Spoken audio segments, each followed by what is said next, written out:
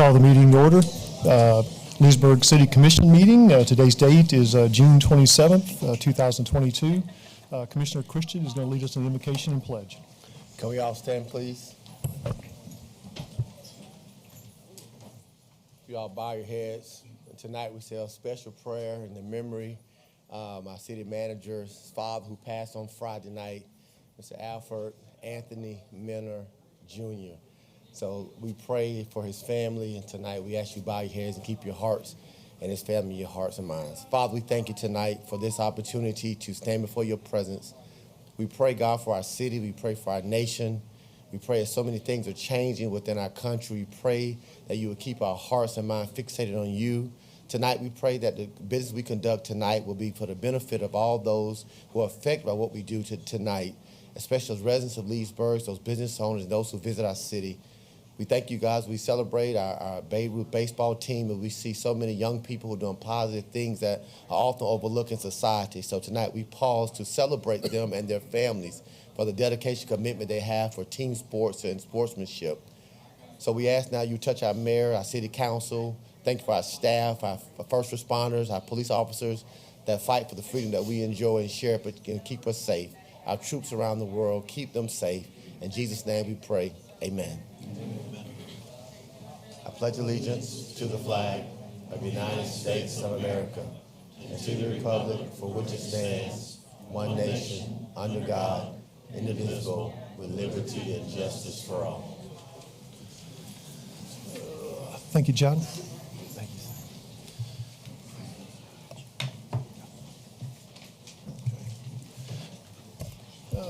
We have a proclamation recognizing November 8th as Election Day in Leesburg. By authority vested in me as mayor of the city of Leesburg, Florida, I do hereby proclaim the municipal election of the city of Leesburg, Florida to be held Tuesday, November 8th, 2022 for the purpose of electing 3 members of the city commission for terms of 4 years beginning January 3rd, 2023. I specify that the office of the member of the city commission now held by John Christian shall appear on the ballot as seat 1, District 1. The office of the member of the city commission now held by Dan Roebuck III shall appear on the ballot as seat 2, District 2. And the office of the member of the city commission now held by Mike Peterson shall appear on the ballot as seat 4, District 4. Qualifying begins noon Monday, July 25th, 2022 and ends at 4 p.m. Friday, July 29th, 2022. All parties interested in qualifying for this election may do so at City Hall, City Clerk's office, 501 West Meadow Street, Leesburg, Florida. No person may qualify as a candidate for more than one public office. A written resign to run resignation must be submitted at least 10 days prior to the first day of qualifying for the office he or she intends to seek, with the officer be for him who he or she qualifies for office. The election will be held in conjunction with the county, state, and federal elections, and all precincts will be open. Thank you. Moving on to presentations, Travis. All right. Good evening, Mayor, Commissioners, residents of Leesburg. It is my pleasure to introduce to you our 15 and under Babe Ruth All-Star team. They won the district tournament this year and will be heading to Sarasota for the Babe Ruth State Tournament in July 14th through the 17th. So we're going to introduce them, but there's one quick thing I want to say about the team. Brittany Haller, our athletic supervisor, and I got an email after the district game. And usually when you get an email from other parents from other teams, it's not great emails. But they said that they were very impressed with how well our team played, but also how great the coaches were, how they treated the kids, and how the kids had great sportsmanship on the field. So to get a random email from someone in Umatilla that had nothing to do with the city of Leesburg to compliment our players and coaches, not only on their play, but how they conducted themselves I thought was really neat. So want to point that out. Brittany, if you want to come up, we'll hand out some certificates. Boys and girl, when we call you up, we'll come right to the middle and get you a picture of the mayor. Tyson Williams.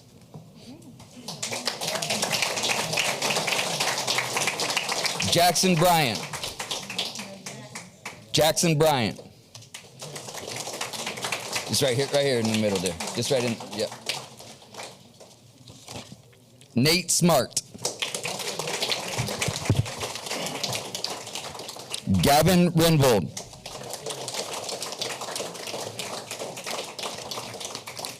Liam Henderson. Oh boy, Gav. Brady Lawler.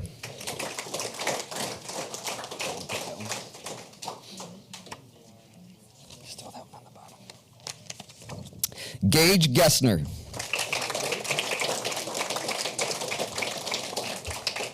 Tyler Lockwood.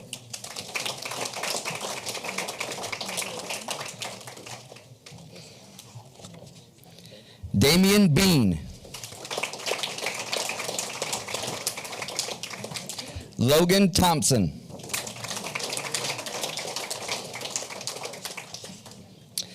Zach Egner.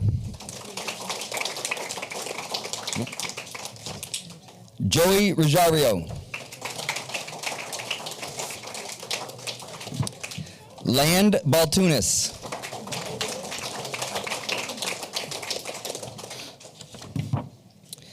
Jasmine Sweeney.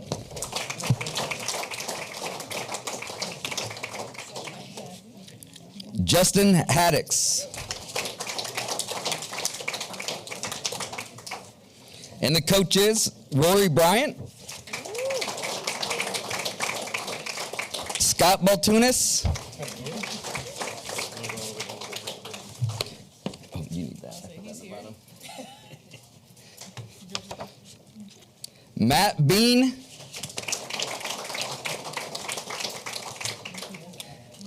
And Tom Lockwood. And I think the coaches would also probably like to thank Miss Pam in the back. Team Mom has kind of helped out the whole way. So get in tight, boys. Mayor's coming. Go get a picture. Oh, shh. You want the other end? Get right in the middle. No. You go wherever Miss Pam tells you.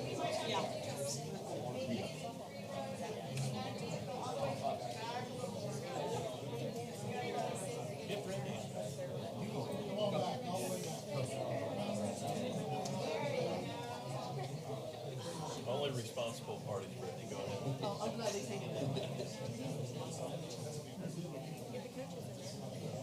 Coaches?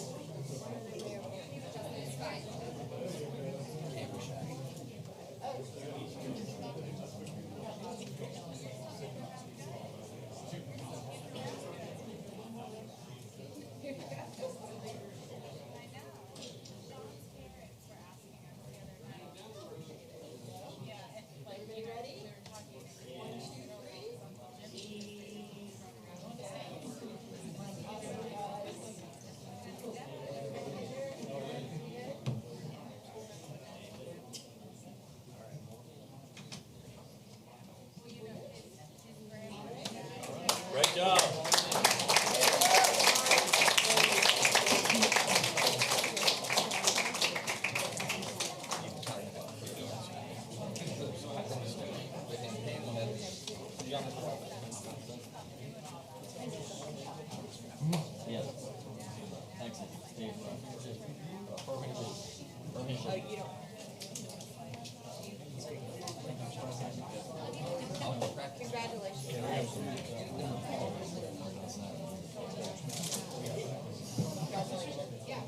Congratulations to all of you, your families, and best of luck.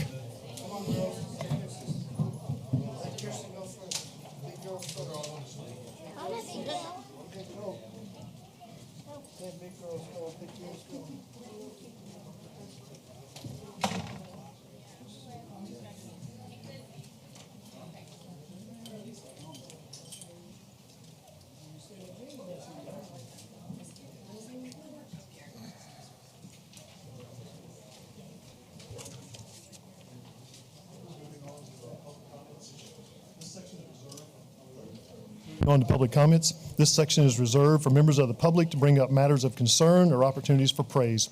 Issues brought up will not be discussed in detail at this meeting.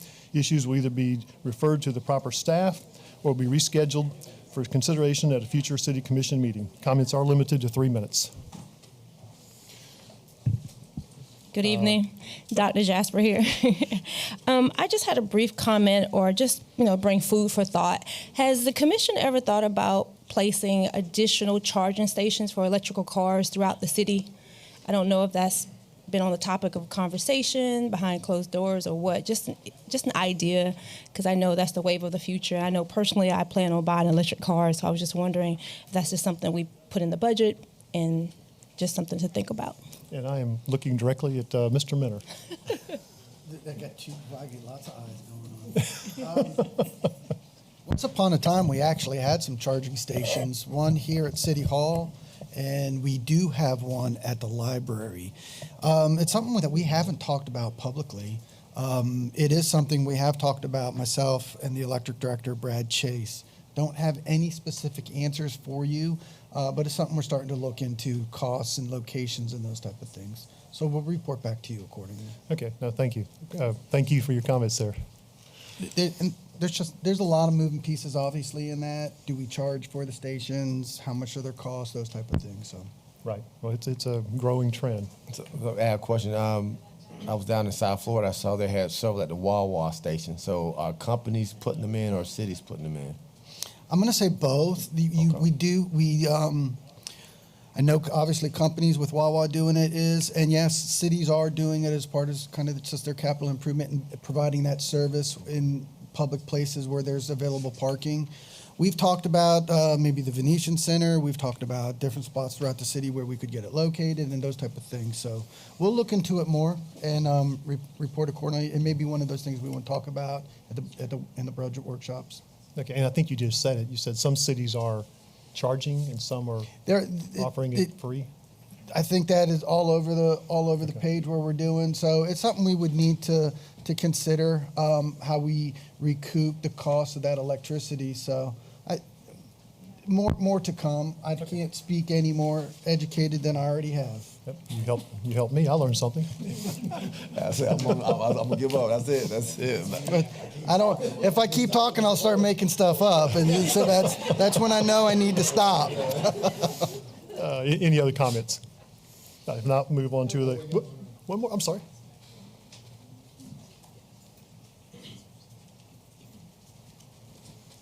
Thank you for giving me a couple of minutes. Me and my wife just moved here about 7 months ago, and we lived 65 years in Orlando, and we moved from our family's home due to extreme noise ordinance and safety of cars going too fast, speeding, things like that. So that's why we moved here to Leesburg, because of the quaintness and the quietness and the beauty of Leesburg.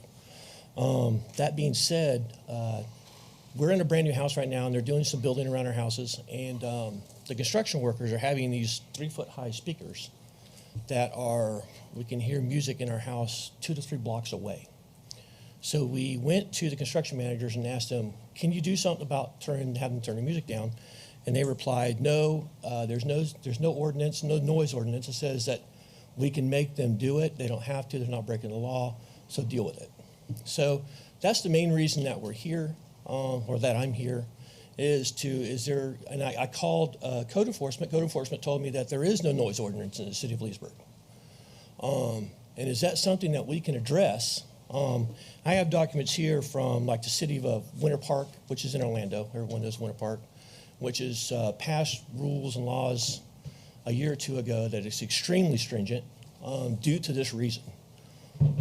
Also, you know that come July 1st, the state statute just passed for radios in cars that if they can be heard more than 25 feet away, that they can get a ticket, okay, for doing that.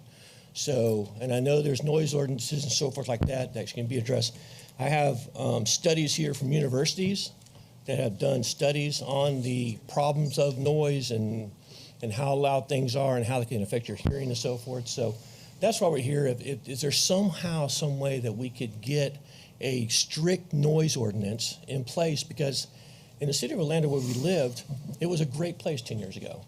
And now it's just total chaos. And so I would really like for the city of Leesburg to be proactive and have something in place before all this comes to Leesburg from everywhere else, being proactive instead of reactive. So when it does happen, and it will happen, that we can somehow stop it before it gets going. And we'll give you a few comments. First, I need your name and address. I'm sorry. My name is Tim Harnage, and my address is 30002 Anahid Drive. What neighborhood is that? That is Lake Denham Estates. Okay. Okay. And I learned recently we don't have a noise ordinance due to a complaint made to me, as a city commissioner. And we do, I'm looking at Elementary, we do have a nuisance ordinance. I think that's the right word for it. We look, the bottom line is we have struggled with these noise complaints because we don't have a noise ordinance per se.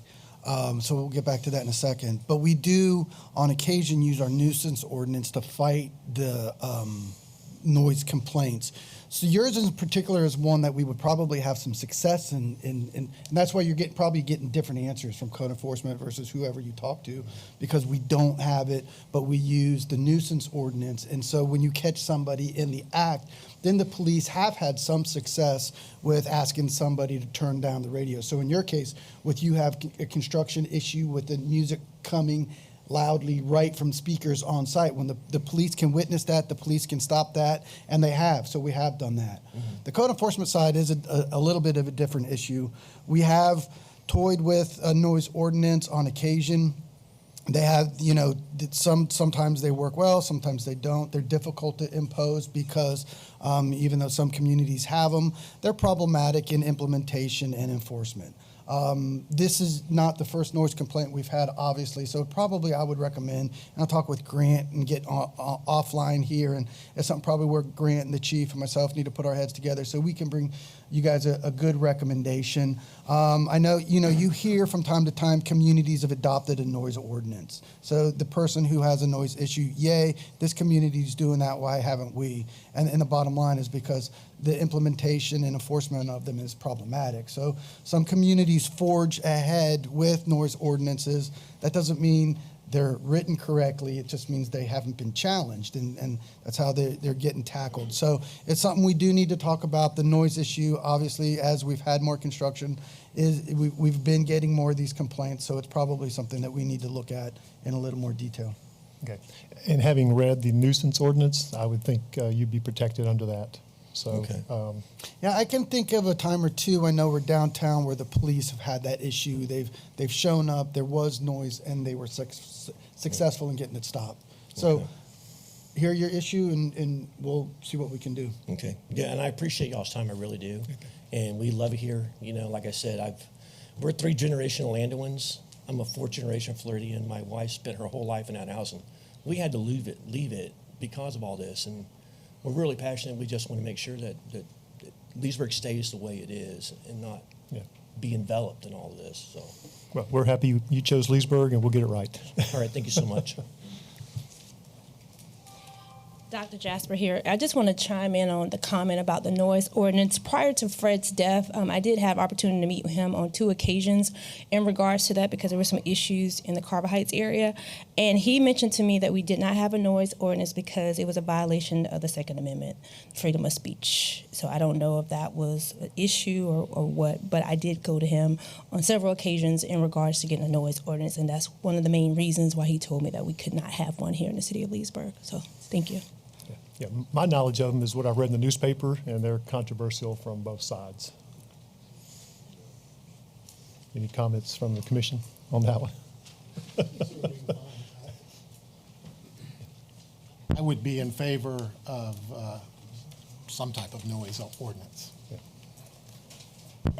We'll get back to you. Okay. Yeah, thank you. Any other comments? Okay. Moving on to the consent agenda.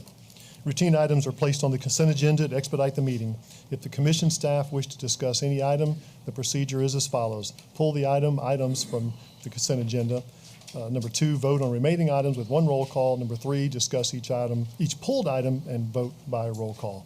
Are there any items the commission would like to pull? B4. 5C2.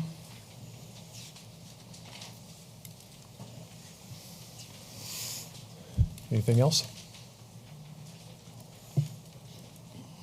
If not, can I have a motion to approve the remaining items on the consent agenda? So moved, Mr. Mayor. Second. Roll call.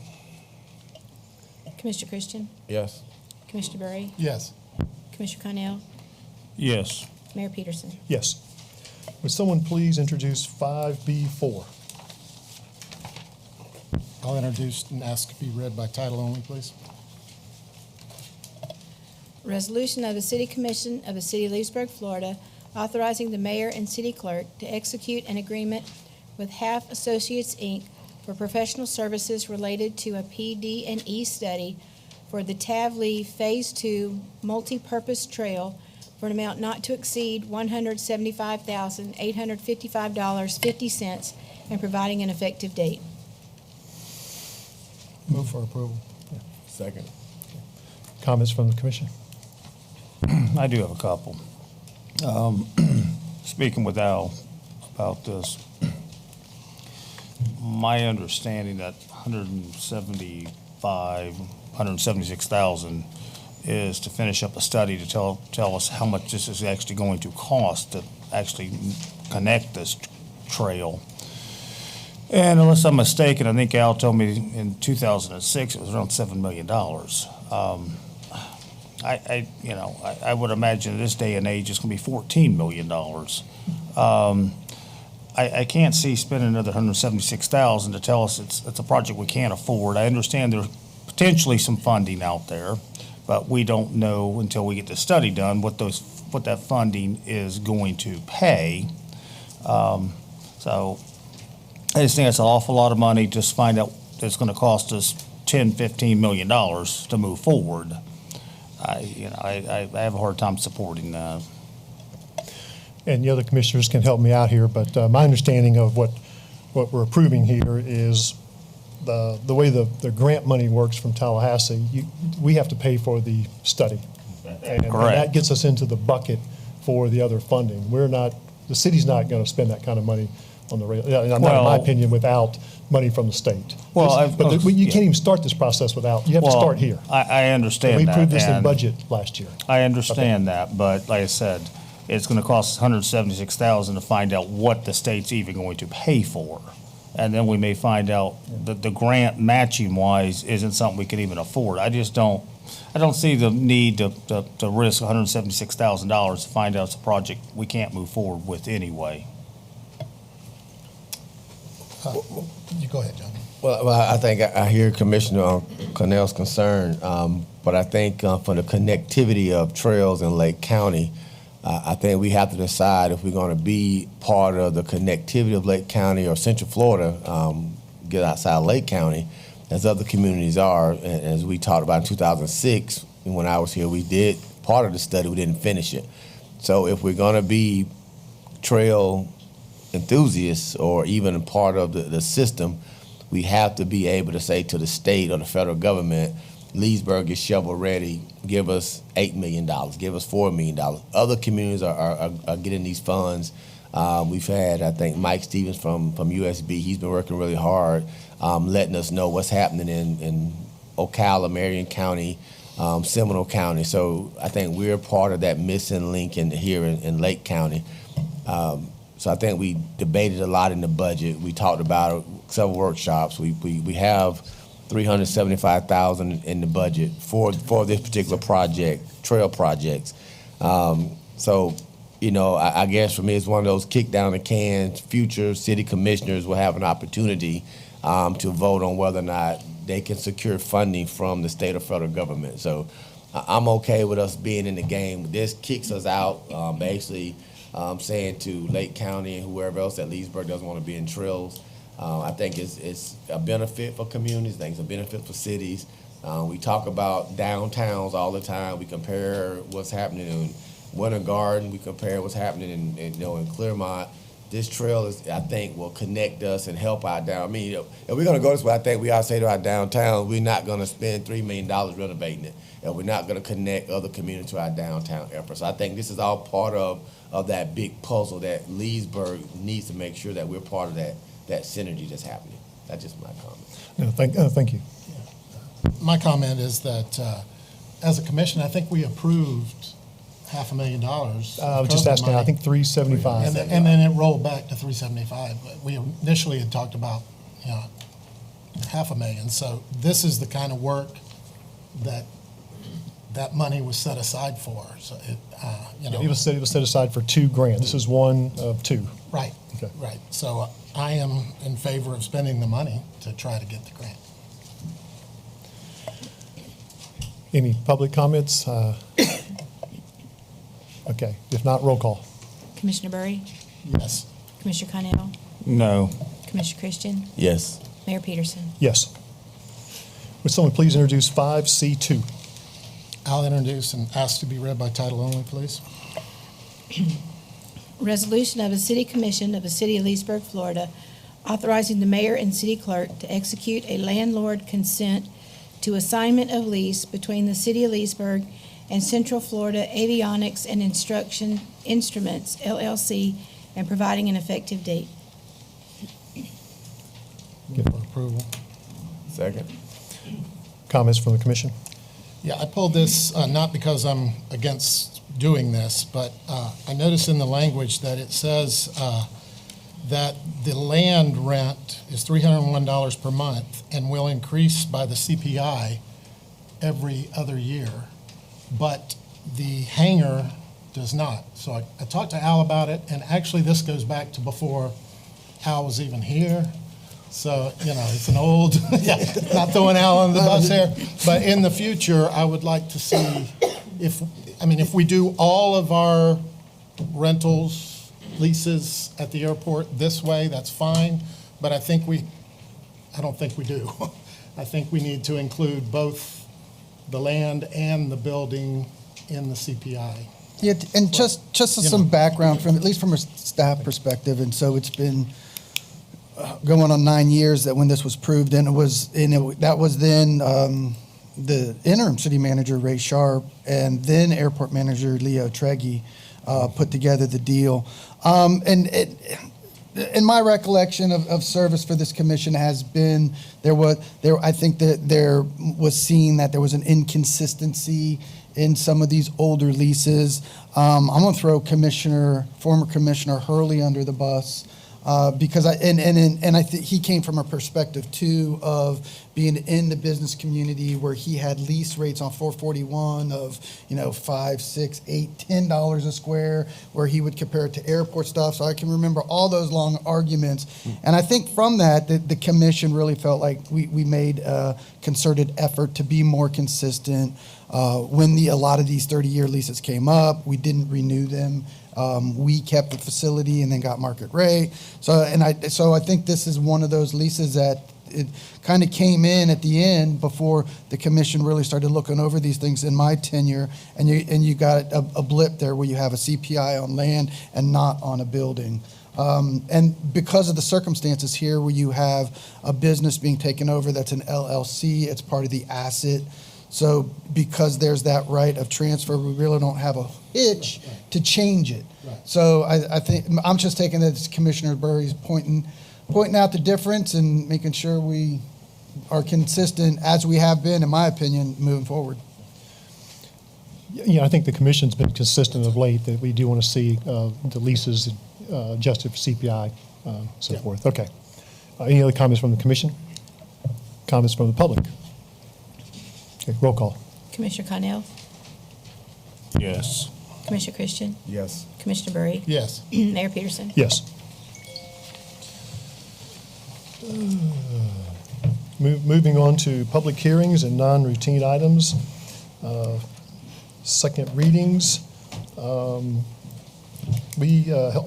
Before we read, do we have to read it first, Al? I mean, we want to recommend tabling it. Do we have to read it first? Yeah, you need to read it and open the hearing. Okay. So if someone would please introduce 6A1. I'll introduce and ask to be read by title only, please. An ordinance of the City of Leesburg, Florida, annexing certain real property consisting of approximately 0.59 acres, being generally located on the west side of County Road 468 and north of Schoolview Street, lying in Section 21, Township 19 South, Range 24 East, Lake County, Florida, providing that said property so annexed shall be liable for its proportionate share of the existing and future indebtedness of said city, providing that such annexed property shall be subject to all laws and ordinances of said city, as if all such territory had been part of the City of Leesburg at the time of passage and approval of said laws and ordinances, providing that such annexed territory shall be placed in City Commission District 2, and providing an effective date. Motion for approval. Move for approval. And then open the public hearing. Okay, I just need a This is- second to this is open. the I'll public hearing second. one, isn't it? Okay. Okay, so. you were Yeah, referring it's to- just, yeah, there's no public hearing here, so yeah, to table it. Okay, yeah, I spoke with Al ahead of the meeting. Yeah, And and- what I, Yeah, the date certain will be, what's, is it July 30? Oh, Yep, that's what we talked about. Let me get the date for you. so in speaking with Al, there were no changes made to this plan, so we're gonna let them table it. Is that what, 26, isn't it? Is it 26? 26. We got 12 and 26 in July. It'd be July 26. Oh, okay. So I just need a motion to table it. Motion table to June. Oh, it's Monday. I'm looking at the wrong year. You or I were, why? It should be the 26th. It should be 25th. Okay. 25th. It was 7/25. a Monday in last year. Day before is my anniversary. 25th. Yes, sir. July 25th, table July 25th. Okay, Second. okay. Any comments from the commission? Comments from the public? Okay, roll call. Commissioner Christian, Yes. Commissioner Berry, Yes. Commissioner Connell, Yes. Mayor Peterson. Yes. So we have to read 2 and 3 also? Okay. Someone please introduce 6A2. And you could introduce those together and discuss them separate, discuss them together, but vote separately. Thank you, Grant. Okay, will someone please introduce 6A2 and 3? I'll introduce and ask to be read by title only, please. An ordinance amending the comprehensive plan of the city of Leesburg, changing the future land use designation of certain property containing approximately 0.59 acres from Lake County urban medium density to City of Leesburg medium density residential for property generally located west of County Road 468 and north of Schoolview Street, as legally described in Section 21, Township 19 South, Range 24 East, Lake County, Florida, and providing an effective date. 6A3, an ordinance of the City of Leesburg, Florida, rezoning approximately 0.59 plus minus acres from Lake County RP Residential Professional to City of Leesburg SPUD Small Planned Unit Development to allow for residential development for property generally located west of County Road 468 and north of Schoolview Street, as legally described in Section 21, Township 19 South, Range 24 East, Lake County, Florida, and providing an effective date. So any Move for approval. Okay. Second. So, any comments? Okay, so this is on 6A2. Okay. So motion to Motion to table. To table. So July 25th. July 25th. Okay. Second. Comments from the public? If none, roll call. Commissioner Berry, Yes. Commissioner Connell, Yes. Commissioner Christian, Yes. Mayor Peterson. Yes. I get a motion to table 6A3? We just read on both of them, didn't we? We've read Yes, them sir. both. I You didn't- read them both. Yes. I'd like to make a motion to table 6A3 To July 25th. till July 25th. Correct. Second. Second. Any comments, Commission? Comments from the public? Roll call. Commissioner Connell, Yes. Commissioner Christian, No. Commissioner Berry, Yes. Mayor Peterson. Yes. Someone please introduce 6A4. I'll introduce and ask to be read by title only, please. An ordinance of the City of Leesburg, Florida, annexing certain real property consisting of approximately 33 plus minus acres, being generally located on the south side of County Road 48, east of County Road 33, and west of Haywood Worm Farm Road, lying in sections 14 and 15, Township 20 South, Range 24 East, Lake County, Florida, providing that said property so annexed shall be liable for its proportionate share of the existing and future indebtedness of said city, providing that such annexed property shall be subject to all laws and ordinances of said city, as if all such territory had been a part of the City of Leesburg, at the time of passage and approval of said laws and ordinances, providing that such annexed territory shall be placed in City Commission District 3 and providing an effective date. Move for approval. Second. Okay, so I need to announce this is a quasi judicial hearing as I look at our attorney for a little help here. This particular matter is the annexation, so this would not be the next. Oh, two okay. would be. Thank you, Grant. Okay, you think I'd learn by now? Yes, sir, all good. Okay, I do have a couple things. okay, go ahead. I've got three conceptual plans here, which is what I thought. The first one, dated 12/1 of 2001, did have access to 48. The second one, on 1/29 of 21, had two accesses to 48. And the third option, which my understanding is the option they're proposing now, has no access to 48, all the access to Haywood. I just don't have a comfort level putting that much additional traffic with the residential houses and all the industrial onto a two-lane road in the middle of an industrial park going down to a stop sign. If they could obtain access from the county to get to 48, I don't have any issue with the project. But without access to the 48, I can't support it. Comments from the commission? So Dan, I mean, what's the issues with 48 and access? Was there an issue? I mean, what changed? Dan Miller, Planning and Zoning. Lake County has taken to not wanting to have an access on County Road 48. They did send a letter over earlier this year, and then sent another one. Was it a couple of days ago, Candy? Lake County does not want the access to be on County Road 48. There's an existing access there for the existing single-family house that's there. So as to why, I could not tell you, Commissioner. I do not know. In But that they letter, have didn't decided. it said something about they anticipate a 4-lane of 48, and they also want room for a trail. They do Trail want down room there. for trails. I don't recall about the widening. That's where in Seth's letter? Yes, sir, that's the one. But That they was the did reason. say they did not want to see an access there.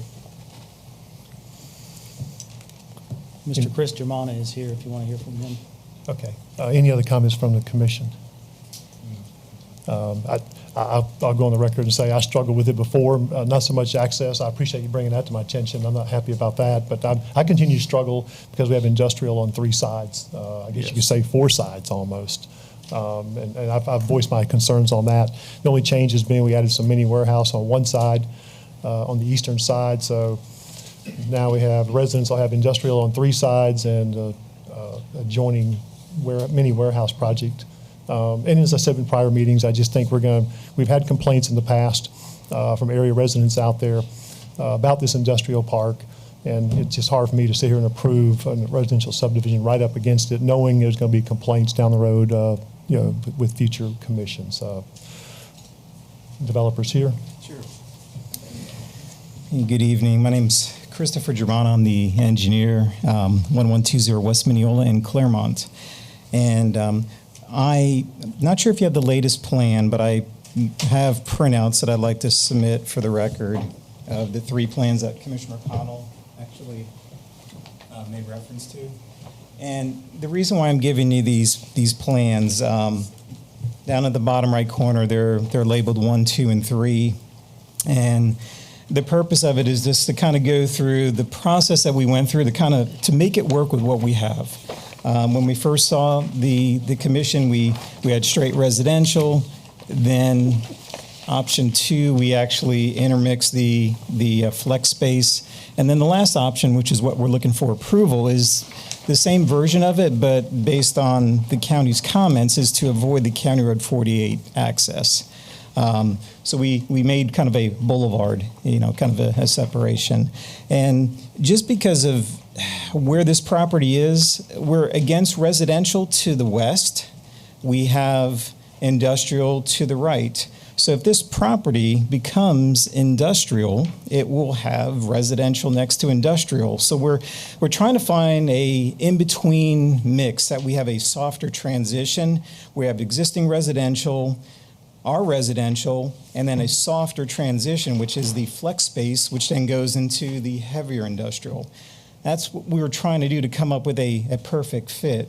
We understand that the land's not perfect because it's residential next to industrial, but if this gets developed as industrial, which is, I believe it's zoned for in the county, then you'll have that set up.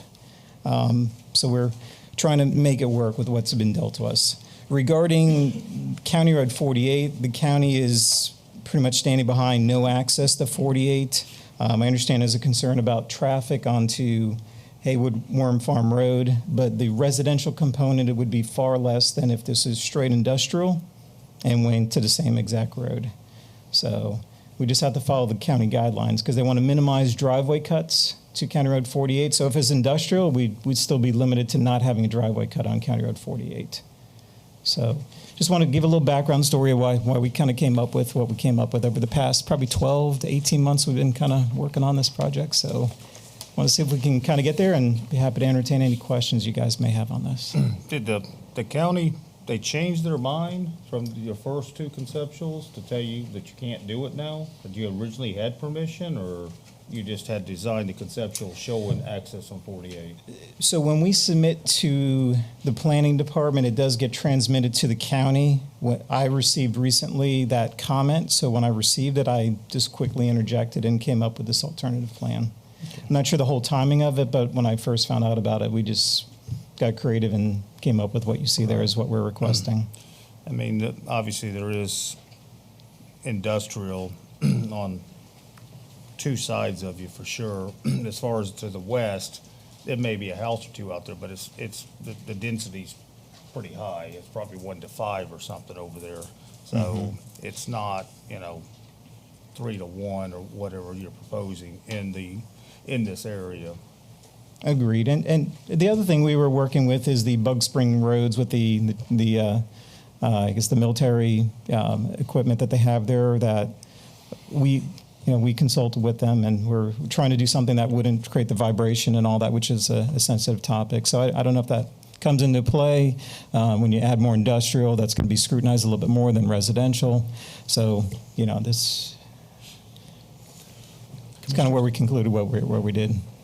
And I want to commend you on changing your plan from initially when you came in with strictly single-family homes. You have adjusted your plan with the current industrial uses, and when you bring up the Bug Springs with the naval aviation, I think this area has changed and will change with the induction of the villages. So what is industrial now that's vacant may not be industrial in the future. So even though we're saying you're surrounded by industrial, that was probably the highest and best use with the influx of the villagers and other residential neighborhoods. I don't know if industrial will be the highest and best use. So, I'm a strong proponent of property rights, and I think you have a piece of property that you want to develop. And I don't want to sit here and tell you I'm going to deny you the ability to develop your property after you've made changes to try to accommodate some of the comments that we've made to you about the industrial parts of the property. So again, I commend you on making these changes. I think that it's probably the best you could do as opposed to having a bunch of storage units. I don't know if there's going to be businesses you're going to have here in your units that will produce jobs, and that may be something that will be helpful to our economy. If you're having jobs, that's going to be something that's going to help mitigate the transition from industrial to the residential. I'm fine with it. I think Oklahoma is changing. I don't think we're going to see a bunch of industrial buildings coming on 470. I've been on this commission for a while, and we've tried industrial, we tried avionics, and the only thing that worked is when the villages came and started building houses. So I don't see many more industrial plants going to come on 470, especially with 6,000 new residents coming. So I'm fine with what you presented. I do thank you for changing your plan to try to accommodate and get 3 votes. So thank you. I appreciate the comment. I just want to add one thing to that. I just want to reiterate that I don't have anything problem-wise with the layout. My concern is all the traffic's going back onto Haywood, and which is just a small little two-lane road going down to a stop sign. If conceptual 1 or conceptual 2, which showed 1 access to 48, or 2 shows 2 access to 48, I wouldn't have any issue with it. But no access to 48, all that traffic from the industrial and the residential back onto Haywood, I just think that's going to be a problem, or it's going to add to a potential problem at that intersection. If I could add, Commissioner Connell, the county will still have the same position regardless of what the use is. They want to minimize the access off of 48. So whether it's residential, full industrial, the county will still have the same position. I understand the county's not going to come off. Well, I guess what I'm going to is, I think there could be other uses of the property that wouldn't generate as many trips onto Haywood as this particular proposal would.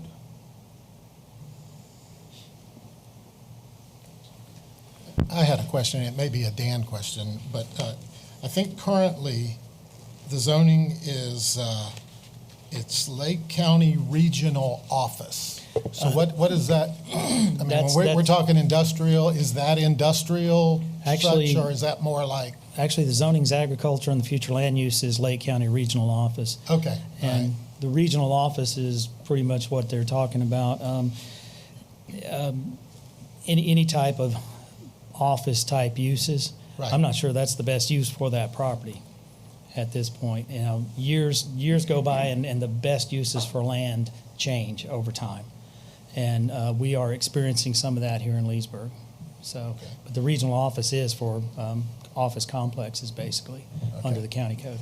And then we got a letter at some point, I don't know which packet it was, but it was a concern about trucks going to dump, or garbage trucks backing up on Worm Farm Road. Do you remember that, Al? I remember we had, but I don't remember which. It was like to proposal go was. to the Right, 'cause they're to going the to the incinerator, incinerator right and they down the back road. up on that road. Yeah. And I don't know. There's quite a bit of commercial traffic on that road now with the industrial and the solid waste company there. In fact, they have a business right on that road. And I guess one more question, and Dan, maybe you can help me. I mean, we can talk about roads, trucks, but what's the capacity of Hardwood, Haywood, Warren Farm? I mean, because, basically, our job should be, if the road can handle it, staff says it's okay, we shouldn't probably say, oh, it's going to be too many trucks, cars, because it could be flipped out and said, let's do some industrial. Now you got 100 dump trucks, I want 100 dump trucks or 200 cars. So to me, if I'm living there, I probably want 200 cars as opposed to 100 dump trucks coming, backing up, beeping. So I think my responsibility is, can this road handle the traffic that this subdivision is going to generate? Because, I'm on Sunnyside a lot of times now. I'm seeing subdivision, they're peeling onto a two-lane road, and they're there. And then you got Miranda Homes building one right down the road, coming on the same road. So my question to help me is, can this road handle the housing subdivision that we're proposing here tonight? And if it can't, then that's another question. But if it can, then are we going to be in a position that says, my personal view, that in the future that this may be a problem, but legally or engineer-wise, this road can handle these cars and trucks? Because it's a Lake County road and we send it to Lake County, they will indicate if there are any capacity issues on a roadway or if any upgrades are needed. And the only thing they indicated was that they did not want an opening or an access point on County Road 48. They did not mention any upgrades to Haywood Worm Farm or any capacity issues. Okay, so they're saying this road can handle what's being proposed. Yes, sir. I will tell you, just experience-wise, there's a lot of garbage trucks and a lot of semis on that road, and a lot of times, and I think Cliff could probably attest, a lot of the semis are backed up, they're parked on the side of the road, whatever, waiting to get in where they need to get in. Said it's a narrow two-lane road, I just said if we had access on 48, I'd be fine with it, but without access to 48, I think that additional traffic with the commercial vehicles is just not going to be a good thing. Any other comments? I'll just expand on my comments a little bit. I've been on the commission 3.5 years. What's got me leaning against the project is we had to sit here and listen to complaints from area residents, 2.5 years ago. I think it was, help me out, it was the incinerator, and there were some other businesses, but there was ashes in the air, all kinds of C-Max is right byproduct there, in the air, and we were getting It was complaints. the milling company The milling in company. Arlington Ridge. Yeah, so it depends which way the wind blew dictated who was calling and complaining. So, that's been one of my struggles with it. Any other comments from the commission? Any more comments from? I'm going to open up to public comments, but please go ahead. Yeah, so we want to try and address the comments we best we can, and I understand there's some concern about traffic on the new road. If we could provide some additional information to talk with the county, provide maybe some traffic numbers. If it involves maybe a tweak of the concept plan, we'd like to have that opportunity to do that. And just not sensing that we have staff support or the commission support, we'd like to request a continuance to try and work through these items. Yeah. Well, I think the mayor concern is future residents who live here, once they move into your new home, they get their keys, they got a mortgage, then they get some incinerator noise, and they're going to say, we didn't know the incinerator was there, we didn't know these trucks were going to be backing up on the road, they're going to fill the room up with a future commission complain, we probably won't be here, you won't be here, and then some commission's going to have to wonder what idiots allowed this development to happen inside an incinerator. So that's his concern, is trying to protect that, and we've had it for Arlington Ridge, and our concern is when you bought your house, you didn't look up and see that big old smokestack up there, but nobody's gonna say, yeah, I was just so excited. So I think that's his concern is when that person buys this house, are they gonna be aware that you have trucks backing up in the road, you have some noise that may beep, and so what's your protection for a home buyer who may buy in your development to be aware of what's happening? And I don't know if you can explain HOA, something's going to be in your literature, and you can say anything else today, but I think that's kind of, Mayor, I'm not speaking for you, but I think that's No, I appreciate your comments. You were in the same meeting. It was a hostile crowd, and the issue was they expect us to fix it, and the industrial is mostly county. In fact, the businesses they were talking about were all county, so we had no authority over them. Sure. Yeah, I remember that meeting well. So. And we're trying to soften that, but doing the flex space in the middle where you kind of, I guess you're referring to the casket or the basket place that's where most of the noise is generated. The flex spaces, I guess I can give an example in Groveland, the Hunt Industrial Park, where you just have maybe a plumber or a different type of small business that's in there. So that type of noise generation is probably significantly less. And also, the heavy industrial was here first, so it's not the other way around. So I would hope that when residents come to buy, they would do their due diligence and know what their surrounding is, such as even being on County Road 48 with traffic and noise. So it's not where the residential was there and then the industrial came in afterwards. So just a thought on that.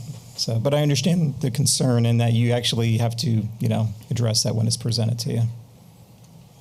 Any other comments from? Yeah, I'll just make a comment because it seems like we're talking about the PUD a little bit also. Yes. Currently, what you've presented to us is about 4 units per acre. And that's Yeah, at 3.5. 3.9. Yeah, 3.5. Okay, I'll have to look it up. Under the Yeah. 79 plan with 22 acres. I have it as 85 units on 21 acres. Oh, that's It would change to the 79. Yeah, the current plan is 79, so less than 4 units per acre. Okay, so at the 4 units per acre, I absolutely would not be in favor of it.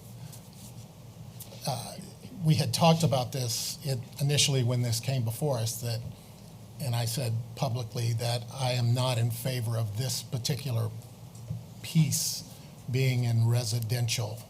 I think, the county had it right when they said it was, ought to be more an office, commercial type with the surrounding properties. So that's my position. Okay, thank you. So are you formally requesting that all three items be tabled, or? We'd like to request a continuance? Yes, Okay. that's correct. I know there's public comment still, but I believe that's what we'd like to do, Okay. yes. Okay. Okay, so there is a continuance, but are there any public comments while the floor is open? Okay. Motion to, can I do all three? Yes, sir, that's right. We'll need a motion for all of those, but a motion for One. continuance, and again, on the current item, the annexation. And then next two. Okay, do the Yeah, next and two if you want together. to do a date certain, similar to the last one, you could do that, however the commission wants to proceed. And I'm looking at the developer for a Yes, date. You don't have to pick a date. I mean, yeah, I would say at least the 3rd August.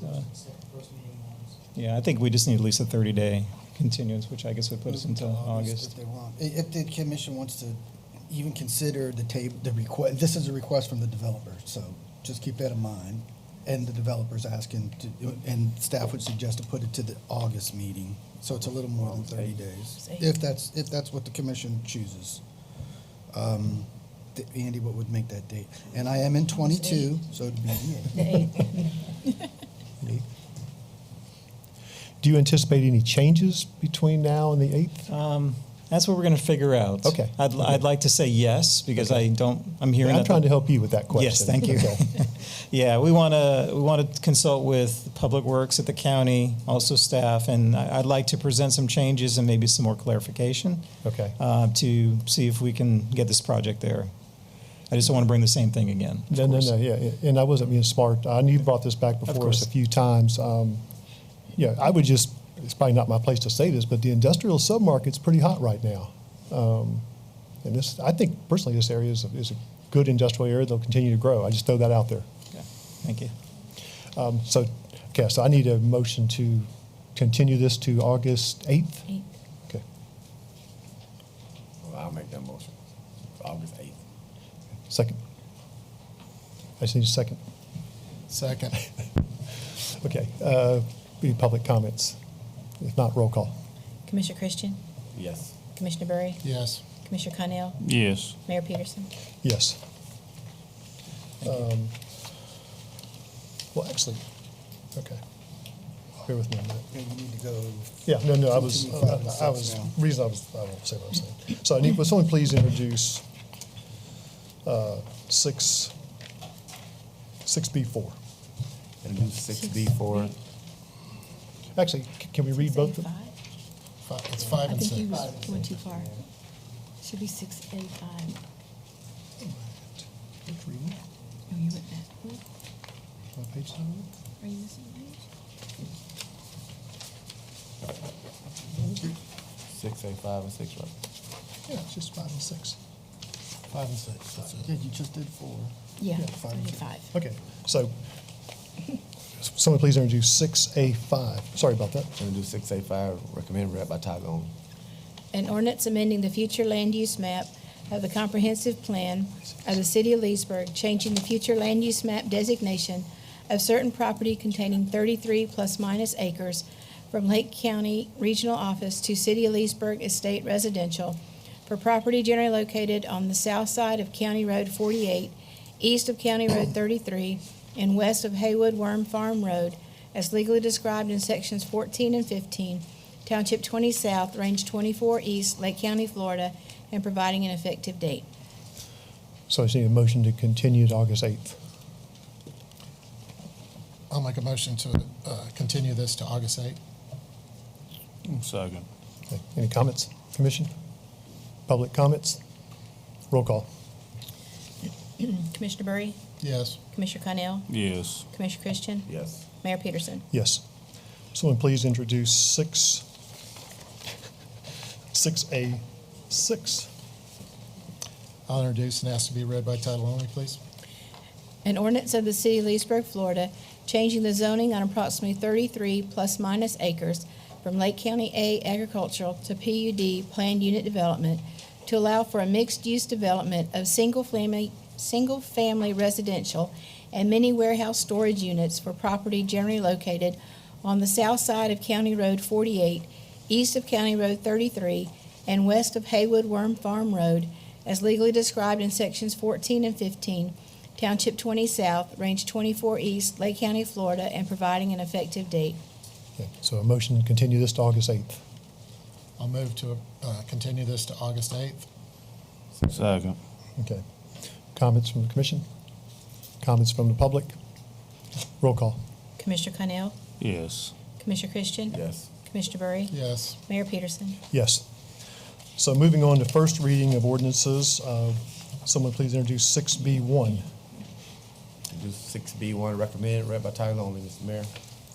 An ordinance of the City of Leesburg, Florida, annexing certain real property consisting of approximately 99.72 plus minus acres, being generally located east of U.S. Highway 27 and north of Windmill Road, lying in Section 36, Township 20 South, Range 24 East, and Section 30, Township 20 South, Range 25 East, Lake County, Florida, providing that said property so annexed shall be liable for its proportionate share of the existing and future indebtedness of said city, providing that such annexed property shall be subject to all laws and ordinances of said city, as if all such territory had been a part of the City of Leesburg at the time of passage and approval of said laws and ordinances, providing that such annexed territory shall be placed in City Commission District 3, and providing an effective date.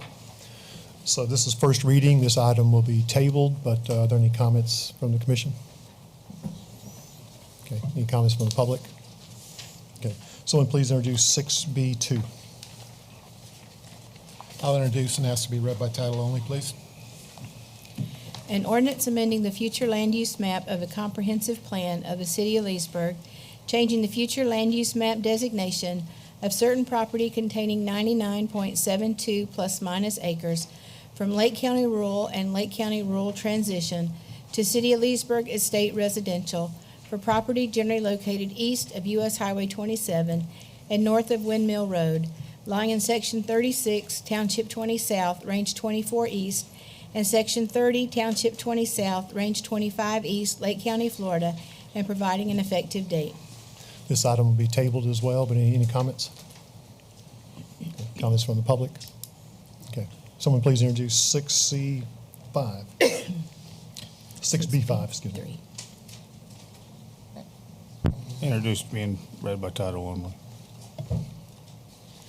An ordinance of the City of Leesburg, Florida, changing the zoning on approximately 99.72 plus minus acres from Lake County A agricultural to City of Leesburg PUD planned unit development to allow a single-family residential development for property generally located east of U.S. Highway 27 and north of Windmill Road, lying in Section 36, Township 20 South, Range 24 East, and Section 30, Township 20 South, Range 25 East, Lake County, Florida, and providing an effective date. Yeah, I said that incorrectly. That was 6B3. This item will also be tabled. Any comments? Okay. So just one, is it the developer here or anybody? Yeah, Greg, just a question. One of our earlier developments, it was, I believe that they needed access off of Windmill. Is there anything being worked out with this? Do you know? I think it's Whispering Hills. Yeah, both projects will be accessing off of Whispering Hills. So they do have. Yes. They worked that out. Okay, Yeah. that's all. I just want to make sure that happens. Greg, by the way, Greg Beliveau with LPG representing. Thank you, Greg. Any other comments? Any comments from the public? Okay. Someone please introduce 6B4. I'll introduce and ask to be read by title only, please. An ordinance of the City of Leesburg, Florida, extending the expiration date set by ordinance number 2000-29 and later extended to September 30th, 2003, then extended again to September 30th, 2006, and then extended again to September 30th, 2009, then extended again to September 30th, 2012, then extended again to September 30th, 2015, extended again to September 30th, 2018, then extended to September 30th, 2020, then extended once more to September 30th, 2022, for the participation by the City of Leesburg in the Municipal Service Taxing Unit established by Lake County to fund ambulance and emergency medical services and providing an effective date. Move for approval. Second. Comments? First Comments reading. from the commission? Oh, first reading, okay. Any comments from the public? Okay, if none, this item will be tabled. Someone please introduce 6B5. I'll introduce and ask to be read by title only, please. An ordinance of the City of Leesburg amending Chapter 17, Pensions and Retirement, Article 4, Police Officers Retirement Fund of the Code of Ordinances of the City of Leesburg, amending Section 3, Board of Trustees, amending Section 6, Benefit Amounts and Eligibility, amending Section 10, Optional Forms of Benefits, amending Section 17, Minimum Distribution of Benefits, providing for codification, providing for severability of provisions, repealing all ordinances in conflict herewith, and providing an effective date. This item will be tabled, but any comments, commissioners? Any comments from the public? Okay, if none, moving on to non-routine items. Well, would you please read, you introduce this one? See one? Yes, sir. Okay, someone please introduce 6C1. I introduce and ask to be read by title only, please. Resolution of the City Commission of the City of Leesburg, Florida, relating to the provision of fire protection services, facilities, and programs in the City of Leesburg, Florida, imposing fire protection assessments against assessed property located within the city for the fiscal year beginning October 1, 2022, approving the rate of assessment, approving the assessment roll, and providing an effective date. Yeah, Motion- this is, motion I think it's the same rate as 21, 22. Yes. No same rate. change. Okay. Need a motion for approval. Yeah, I just need a motion for approval. Move for approval. Second. Any other comments from the commission? Yeah, I know we're at $87. I think we started at 57 when we first started, somewhere in there. Yes. So is there any idea, comments, thoughts that this will ever go down from 87? I know sometimes we tax people, we always go up. Do we ever consider going down? That may be something you want to consider next year. We will next for fiscal, okay, so let me just use the numbers to make it easy. So next year, this is your fire assessment fee for fiscal year that you will oppose for fiscal 23. For fiscal year 24, we will be presenting a modification to this to have a Leesburg resident and a Leesburg village resident rate. So a differential there because villages, houses will be developed inside the city, but the fire services for them will be coming from the villages. Fire department versus Leesburg Fire Department, as we contemplated when we did all those agreements. So since that time, we found out that we can in fact have that different level of service, different fee. So we will be presenting that to you for fiscal year 24. Based on where those numbers go, maybe at that time you would want to consider a reduction.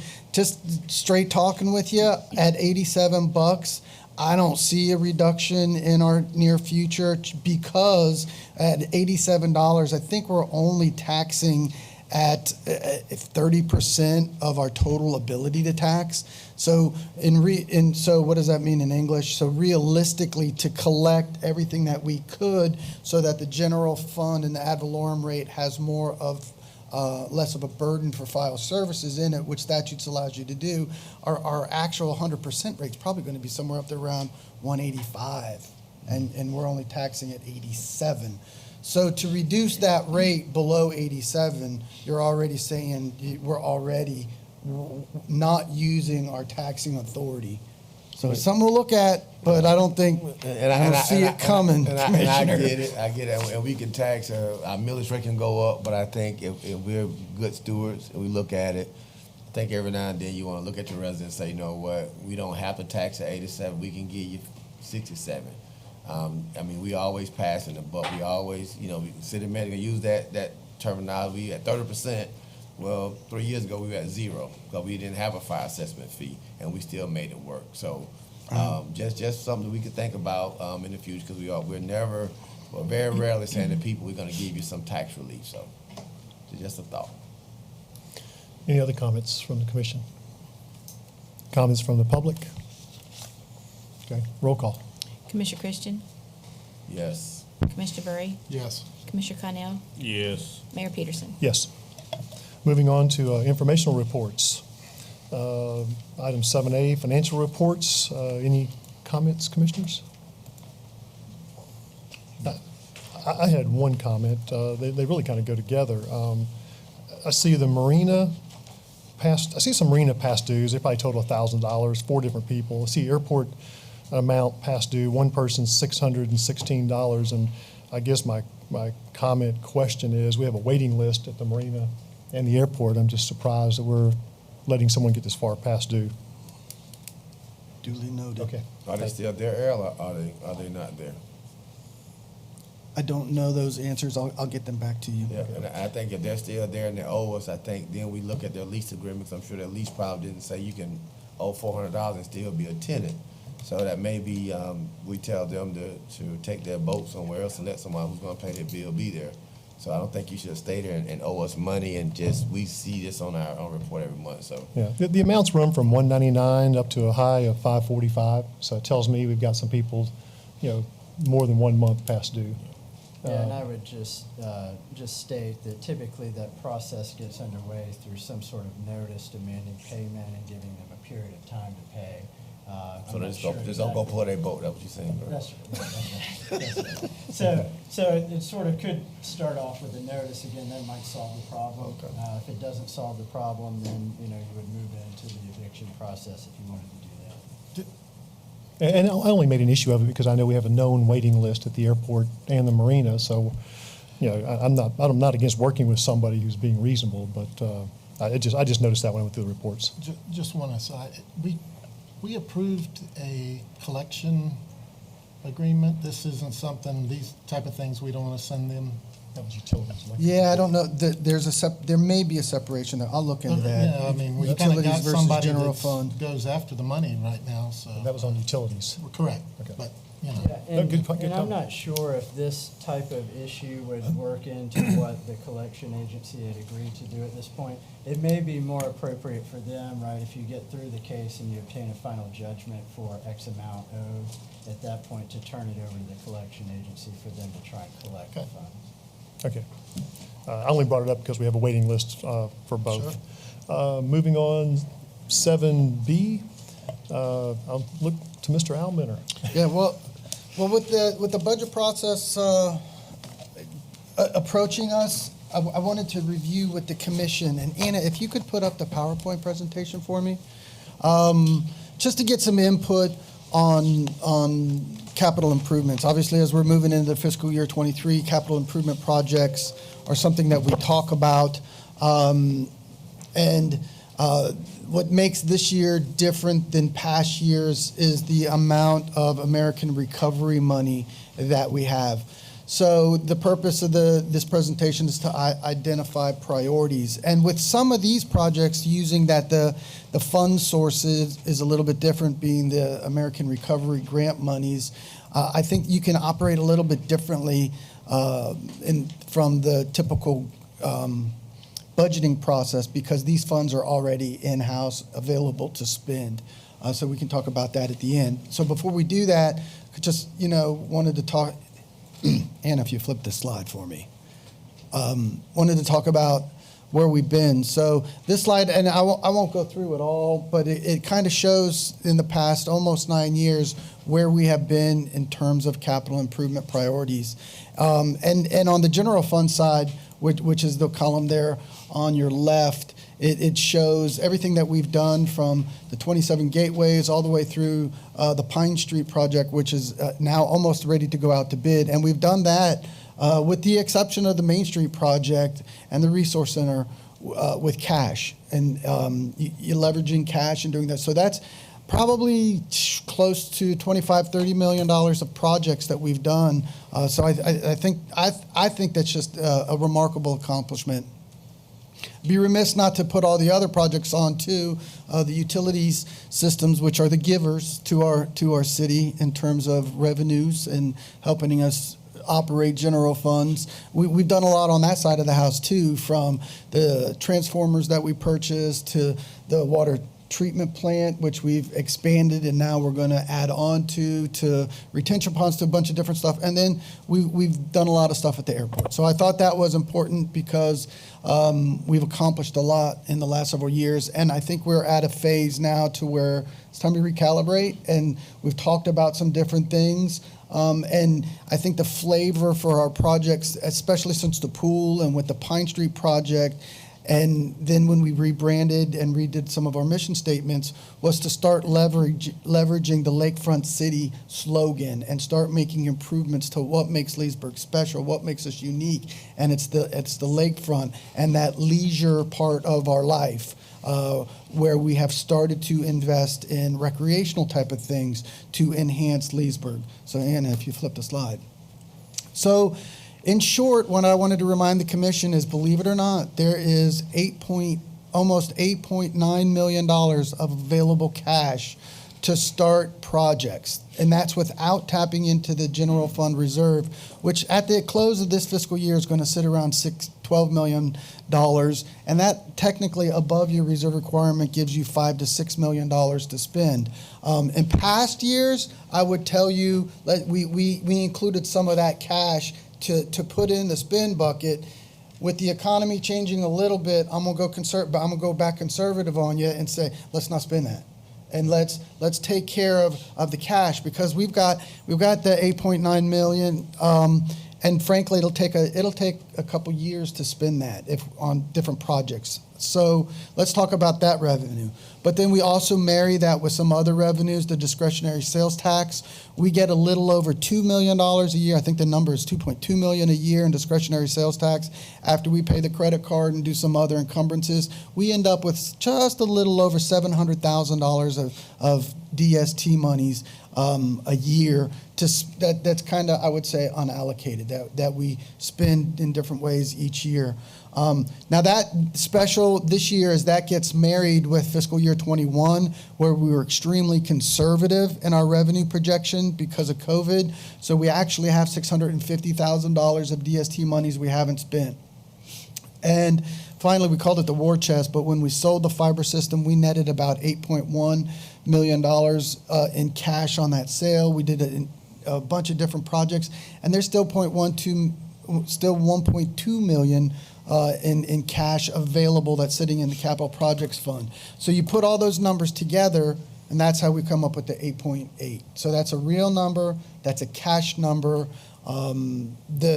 Just from a cash standpoint, obviously that $706,000 is going to come in over the term of fiscal year 23. We get the second draw of recovery money, I believe, in December, which is about another $5.5 million, which gives us our full $11 million that we were scheduled to receive. And then just as a side note, as other capital projects become in, I think these are the important numbers. $706,000 in DST. Natural gas, I think once we see the villages taking off and some of our capital improvements that went along with joining with SSGC, which is South Sumter Gas Company, and building in that box that we talked about forever, we should start seeing now more money coming into the gas fund now that's going to replenish our capital improvements and our legal fees and give us cash to hopefully use for capital projects. Somewhere between $1 and $2 million a year is our net. And then also we have the solid waste fund, which continues to do well, and that's provided varying levels of cash. So that's where your cash is, and that's how I think if we continue kind of with the same approach as to pay as you go, where you'll end up getting cash. So next slide, Anna. We had set aside money for the recovery expenditures, and I'm not going to review all those expenditures. I'm just going to jump down to the last one. $6.3 million we quasi put away for the Turnpike expansion. So to get to that 8.8 this evening, I'm asking you to change that. Don't spend money on the Turnpike. And there's really three reasons why I'm coming back now and changing my recommendation to you, which we did back in October. One, there's other favorable conditions at the Turnpike. We have found out, I'm working at 3. When we did our financial work on the debt issue that will be coming before the commission here probably in a little while, the wastewater treatment plant can absorb that increase in debt. They can absorb that additional debt without the need of the $6 million. There's also been some other favorable recommendations, which is number 1 on the chart, coming out from the Biden administration and different ways that you can spend that money. Basically, they have stipulated that most of that money you can put into as a recovery of funds money. So you kind of clean the desk, you wipe it all into your general fund. It's washed. It's now recovery money, and then you can spend it as you see fit. There are still some recommended ways to spend the recovery money, like, for example, on things related to COVID, those who've been impacted by COVID, recreational projects. So I think we come up now with different projects that fit that. And then finally, there's a little bit now of a discouragement from the Biden administration that says if you're bonding out projects or doing stuff with other monies, don't use recovery money on that. So for those 3 reasons, I'm saying, okay, let's reconsider. Let's wipe that $6.3 million into capital improvement projects that would qualify, and now we've got that bucket of $8.8 million. So that's where we've been and what money we have. Any questions there? So here's where I'd like you all to spend the money. Market Street. Market Street and City Hall Court, kind of the same project. This project was birthed out of the Main Street downtown master plan. I think we finished that in 2018, which suggested a bunch of different projects. The Market Street concept was one. And Market Street goes from the library all the way over here to what I'm calling the courtyard out front, is to recreate that for more ambiance, more gathering points, pocket parks, and redoing Market Street to help with our festivals and our events and Bike Fest, and to continue to invest in downtown, which kind of goes with kind of what we've been doing on the Basin, up to Pine Street and now down Market Street to in front of City Hall. So doing the things that we can to encourage activity and participation and promotion of our downtown. Knee-jerk initial estimates to do some of the street improvements and the courtyard improvements is about $3 million. Sleepy Hollow and Susan Street, $3 million. So we've done a lot of work over at Sleepy Hollow to bring in the NCAA and market Sleepy Hollow as a softball, baseball destination. To keep that going, I think we have 1 more year commitment from the NCAA, but to keep that moving forward, there's still some other improvements to do.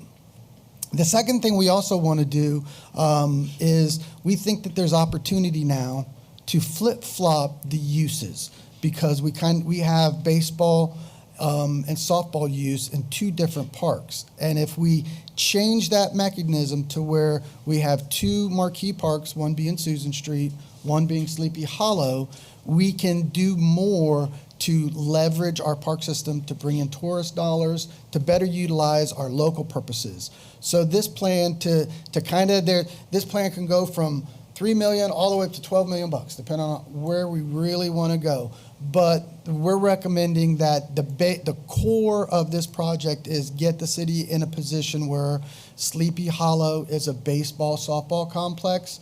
So we change out the 2 football fields that are, I guess that's the southwest corner of the park, and make those baseball fields.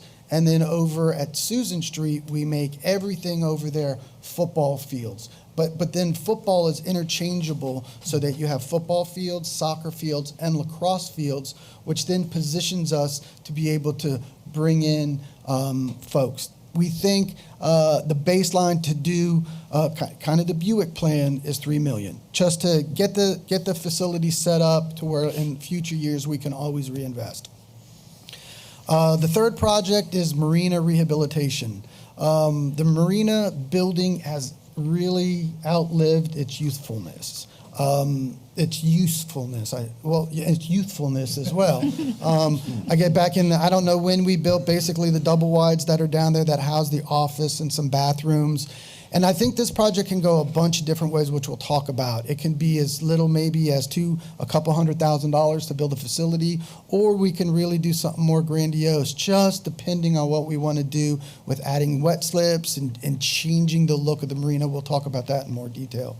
And then I'm going to say, because the way where we're at in terms of the marketplace and where bids are going, I'm going to say keep that $856,000 unallocated for now. There may be a couple other projects that pop up. There may be some over ones. There may be some shifting. So I would say if the commission likes this plan and you say go to it, work in Market Street, Sleepy Hollow, and the marina, that's a good year and a half work from design to construction and those type of things. And mind you too, at every checkpoint, these will be coming back to you for expense reports and contract approvals. So Anna, if you would. So I'll start with the marina. $2 million right now. We have 44 wet slips, 145 dry slips in the big barn. We sell fuel. We have offices. We have a maintenance bay, restrooms, and concession and parking. Next slide. So we're saying fix that building, and this is the issue. Next slide. So we're saying maybe we do something a little more attractive, and there's a bunch of next slide. And there's a different, go back to that old one. And there's different things that we can do at the marina. We could just keep an office. The basic need that we have is we need 2 offices. We need reception area. The reception area is not very big, but that's for people who come in, whether front water side, whether it's to set up rentals or just check out Leesburg or what have you. So there is a reception need, a small area need, and restrooms. Maybe rough house, maybe about 1,200 square feet of space is what we have to have. And that building that's down there now is no longer functional. Now, if we want to go big, then maybe we go eatery. Maybe we have some outdoor area. Maybe we throw a commercial kitchen in there. And so I think the concept there can be really little or it can be really big. And I think we talk about that later, and that's why the allocation is big. Because as we get into that we may have some competing demands with Ski Beach. We may not want to put an eatery in there. So I think those are things to consider later. But what we do need is a new building. So next slide. This slide just represents all the different things, places that we can put it to free up space, whether we put it closer to the ball field, whether we bring it down and put it on the water.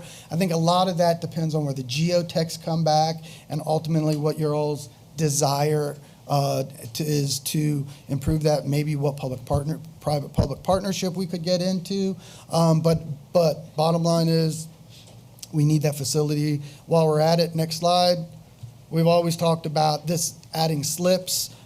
We had a slip project in this 18 budget or 19 budget. We pirated that money to shift it over to the aquatic facility as that ran over a little bit so that we wouldn't encumber expenses that we, spend money we didn't have. So we kicked the marina can down the road. So this is another part. Okay, let's bring that back.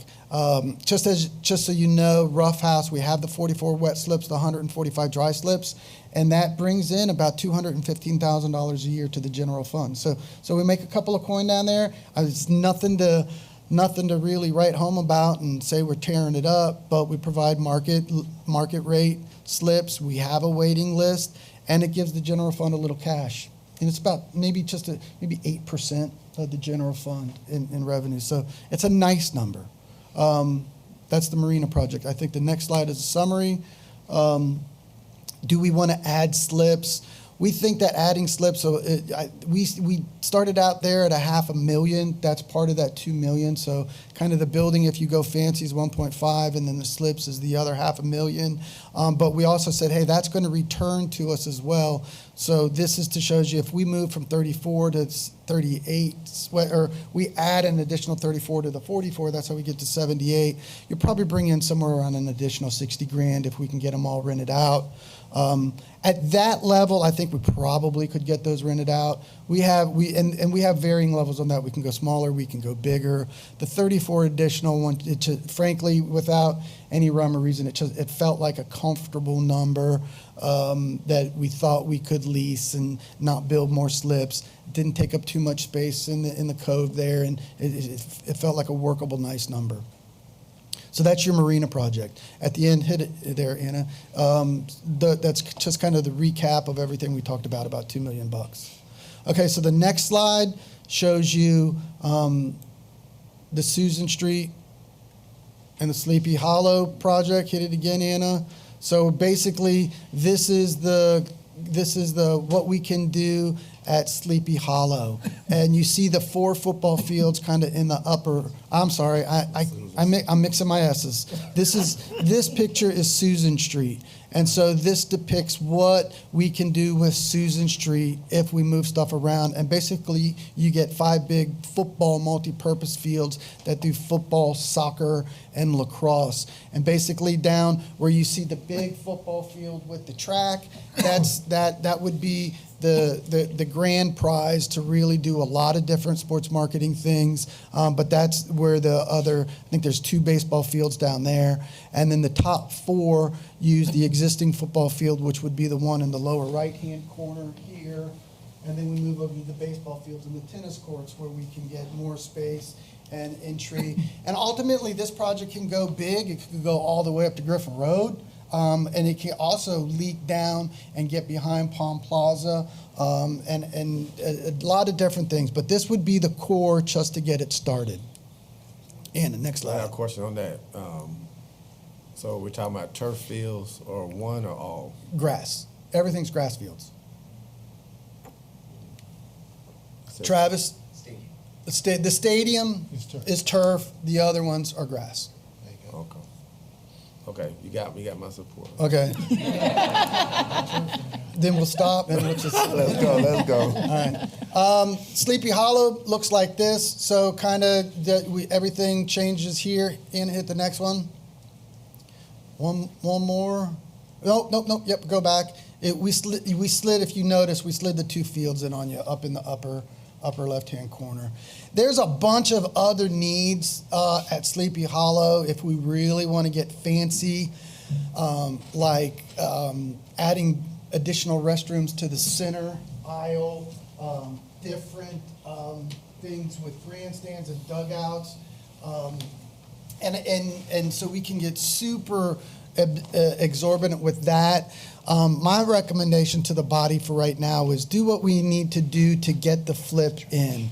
And I think, frankly, our partnership with Allison Strange has been awesome.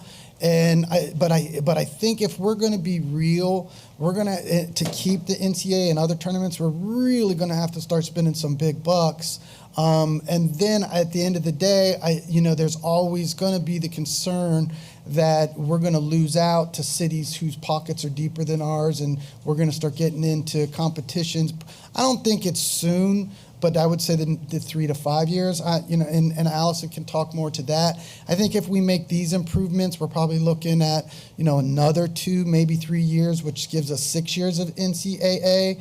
I think if we start making these other big improvements, I do think, frankly, we have some financial risk there on us because eventually we're going to get outbid by the Lakelands and the Clearwaters and the other cities. It hasn't happened yet. And in fact, Allison told us a story the other day where the girls were playing softball at Leesburg and Clearwater, and the response back was, "We like Leesburg better than the beach." And so obviously those girls were into softball because they missed all the activities and the events in Clearwater and all that attraction to play softball. So we're doing it right. A lot of that, I think, credit goes to Allison and Travis for getting this done and keeping the fields in shape. So I think we need to keep pace with that, but I also think we need to keep pace with that financially reasonable. And that's kind of why I snuck in that $4.5 million number on you, but we think we can get the conversion started in the base bones, probably in that $3 million ballpark. And the next slide. We also put up So why do this? Why do we want to spend so much money on converting fields? Number one answer is just for our own recreational programming, so that we have baseball complexes and softball complexes, and football, lacrosse, and we have two different facilities, two different uses, and then that's a better use of our facilities. But the other side of this really does have an economic impact. And so if you do this, what happens? These numbers are little, but on the Sleepy Hollow numbers, we got 19, 20, and 22 real numbers. So, and if you have questions on this, Allison's with us, and she can tell you how the matrix goes together. But these numbers aren't pulled out of air. They're done with when you bring in events and people stay at nights and hotel bed nights times this. There's a real formulaic approach. You guys never thought I'd say that again after the Kiko battles, but I've been using that formulaic word a lot. There is a real formulaic approach that shows what the economic impact of making these changes are. So basically, you see a jump here from 400, half $500,000 range. This next step is to keep NCAA here, hopefully for another couple of years. So we saw 272, 1 million, 2.1 million this past year. We make changes, so we're looking at 23, 24, 25 of 2.5, 2.7, and $2.8 million.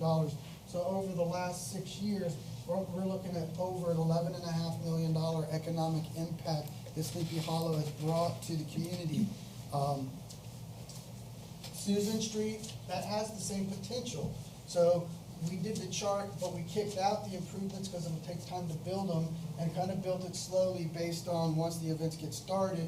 So we're looking around 300, 440,000, and then a little over $500,000. So a potential impact to the region of 1.5. And the longer these things are a success and more people use it, the more economic impact that's going to have on the community. So not only are we bettering our facilities, but we're also creating a destination place. We're also using our moniker, the Lakefront City. We're also boasting of our leisure services to make Leesburg a better place to not just live and work, but to come and play, and using the natural resources that we as locals enjoy. Next slide. Market Street, now this one, again, it goes back to what we want to do. This is about, I'm looking at Cliff and he ran off, about 80%, no, the concept is done. We need to move from concept phase into design phase if you like it. So we're probably 2 or 3 meetings away from finishing up the concepts to bring you what we can do. And this is just the concept. Frankly, there was the concept that GAI and Cliff and I and some staff liked the best, just to show you of the flavor of what we can do. And so this is the courtyard where we add pavilions up on the upper end. We put in the brick pavers, and we dress up the fountain a little bit. So just different perspectives on what we can do. And that theme is then carried down the Market Street corridor to the library. Price tag on that, $3 million. That's the end of the presentation. So our recommendation is to shift that $6.3 million into the capital projects fund. Ultimately, we reset the deck and kind of claim everything as a recovered money, and then from there we shift the decks. So mind you too that these projects, I would recommend that we would put in the fiscal year 23 budget. We use the American Recovery Program as the revenue source. But if you guys want to we're talking like a resolution of this is how we want to spend the money, and then direction to the city manager to go start it. And each 3 of these projects are, if we like these concepts, the next phase is design phase. So you can probably say, if you guys love this tonight and we don't even need to vote and we got the direction, go. The next step for me would be I'll start an RFP process on design for all 3 of these, and then we'll bring you back a contract, and it's paid for out of these funds. And again, incrementally, it would work. We establish the project by resolution. We shift the funds around. We weave it into the fiscal year 23 budget. And then we're back before you like we have in the past with each project. There's a phase where we come in, we go out, we RFP for the design services, the contract is before you. Then we have public input sessions and we start designing, then we go out to bid, and then the construction contract is back before you. So this isn't saying you're going to go spend $8.8 million. It certainly does set the stage for that, but there's checkpoints along the way to control expenditures, to keep it under budget, to get public input on final design. So that is my presentation for you. No, thank you, Al. And Allison's here if you have any questions on the intricate numbers on how she can, because part of this is to continue to work with Allison Strange's group with, and I don't know why I always call you Allison Strong. It's a compliment really, because she moves. Yeah, you just pronounced it right. I know, because she moves the earth. But to continue working with Allison, because part of the concept would be to use her firm to leverage those resources to bring in football, soccer. And we have had people, so this isn't pie in the sky kind of thing. We've already had people who've knocked on our door saying, where can we play soccer? But different soccer organizations, different rugby associations. So setting up your facilities where baseball's here and football's here, we're going to have people knocking on our door. And I think Alice can also help us harness those things to really make an impact. I also want to say I think investing in Susan Street is a critical element. Investing in Susan Street is a critical element because that's an important part of our community that has been hurt from blight. And the best way to tackle blight is to invest in it. And if we can get people to come into Susan Street and see that part of our community and see what we're doing with it and make it better, it makes Leesburg better. So that really doing that project, I think, is an exciting part of the project, and I don't think it can be underscored as a benefit. No, thank you, Al. Comments? I mean, I have a few, but comments from the commission? Well, I'll go first. I think I was just looking at you, John. I knew you had something. I think it's a great concept, Al. I would just have a question on tourism dollars. Is there anything we can pull down tourism dollars from the county? I know you talk about the wet slips, things that we've done that can enhance the marina. I don't look at it as competition. I feel that we're going to add 44 wet slips. You're going to have more people there. And the last thing we want to do is have one restaurant and people can't get in. So I think, and some people may not want to go. They may want to have their own little group here. So I think some type of eatery, whether it's outdoor, something small, whatever, we get a vendor to run it. I think it just enhances Venetian Gardens. And then we can pull down the tourism dollars that will help us with any of these projects that you say to go to the next level. Well, if we get $300,000, that may be something we use to go to one of these projects to the next level. But yeah, I tried to keep it high and easy, so I didn't put anything to low and weedy. But low and weedy is, yes, we need to go back to the county, show them what we're building, and get some of those TDC dollars to. It's not going to offset some of those expenses, but yeah, we need to beat up on the county to get some tourism dollars here. And when you look at Leesburg, we have the most hotels. And so the bed tax dollars, the majority of those dollars are coming from Leesburg.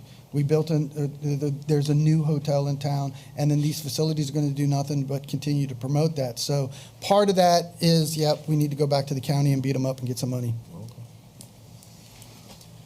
Any other comments? No, I respect Commissioner Christian's comments. My only comment to Al today was with the new restaurant there, I wasn't sure if we needed to do the kitchen facility. He said commercial kitchen, food operations. My thoughts were shrink that building. I mean, I fully support everything in the marina, except I wasn't sure if we needed a commercial kitchen and the city being in the restaurant business with a new 10,000 square foot building, walking distance. Well, I was thinking we can contract out with a small restaurateur. I think a lot of cities are using where they just have a commercial kitchen people can utilize for catering events, small events. I mean, I'm thinking if you have a Leesburg Lightning game, you got some hot dogs and hamburgers there, but what happens after the game? If I just want to hang out after the game, and I got the restaurant here full capacity because 100 people just walked out of the game. And we got a commercial kitchen at the Venetian Center.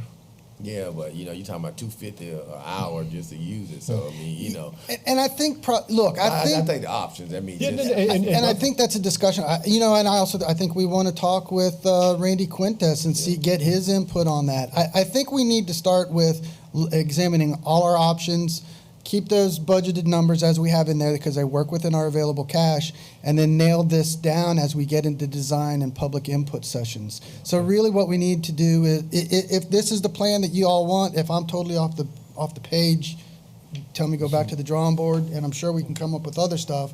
But I think this marries what we've been trying to do the last few years. Again, it emphasizes our recreational and leisure opportunities. It sets money aside, and so, yep, let's set it aside in these levels, and then the next stage would be Minner, go start, and that start is, I'll be in Thornton's office doing RFPs. Any other comments from the commission? I mean, I'm not My I'm not opinion- drawing a line in the sand or saying where my vote is today. I'm just saying No, I'm all in favor of the improvements, especially top of my list is the Susan Street improvement, for our youth. If we just look at what it does for the community, it gives a home to our junior jackets. It does so much that, has been needed.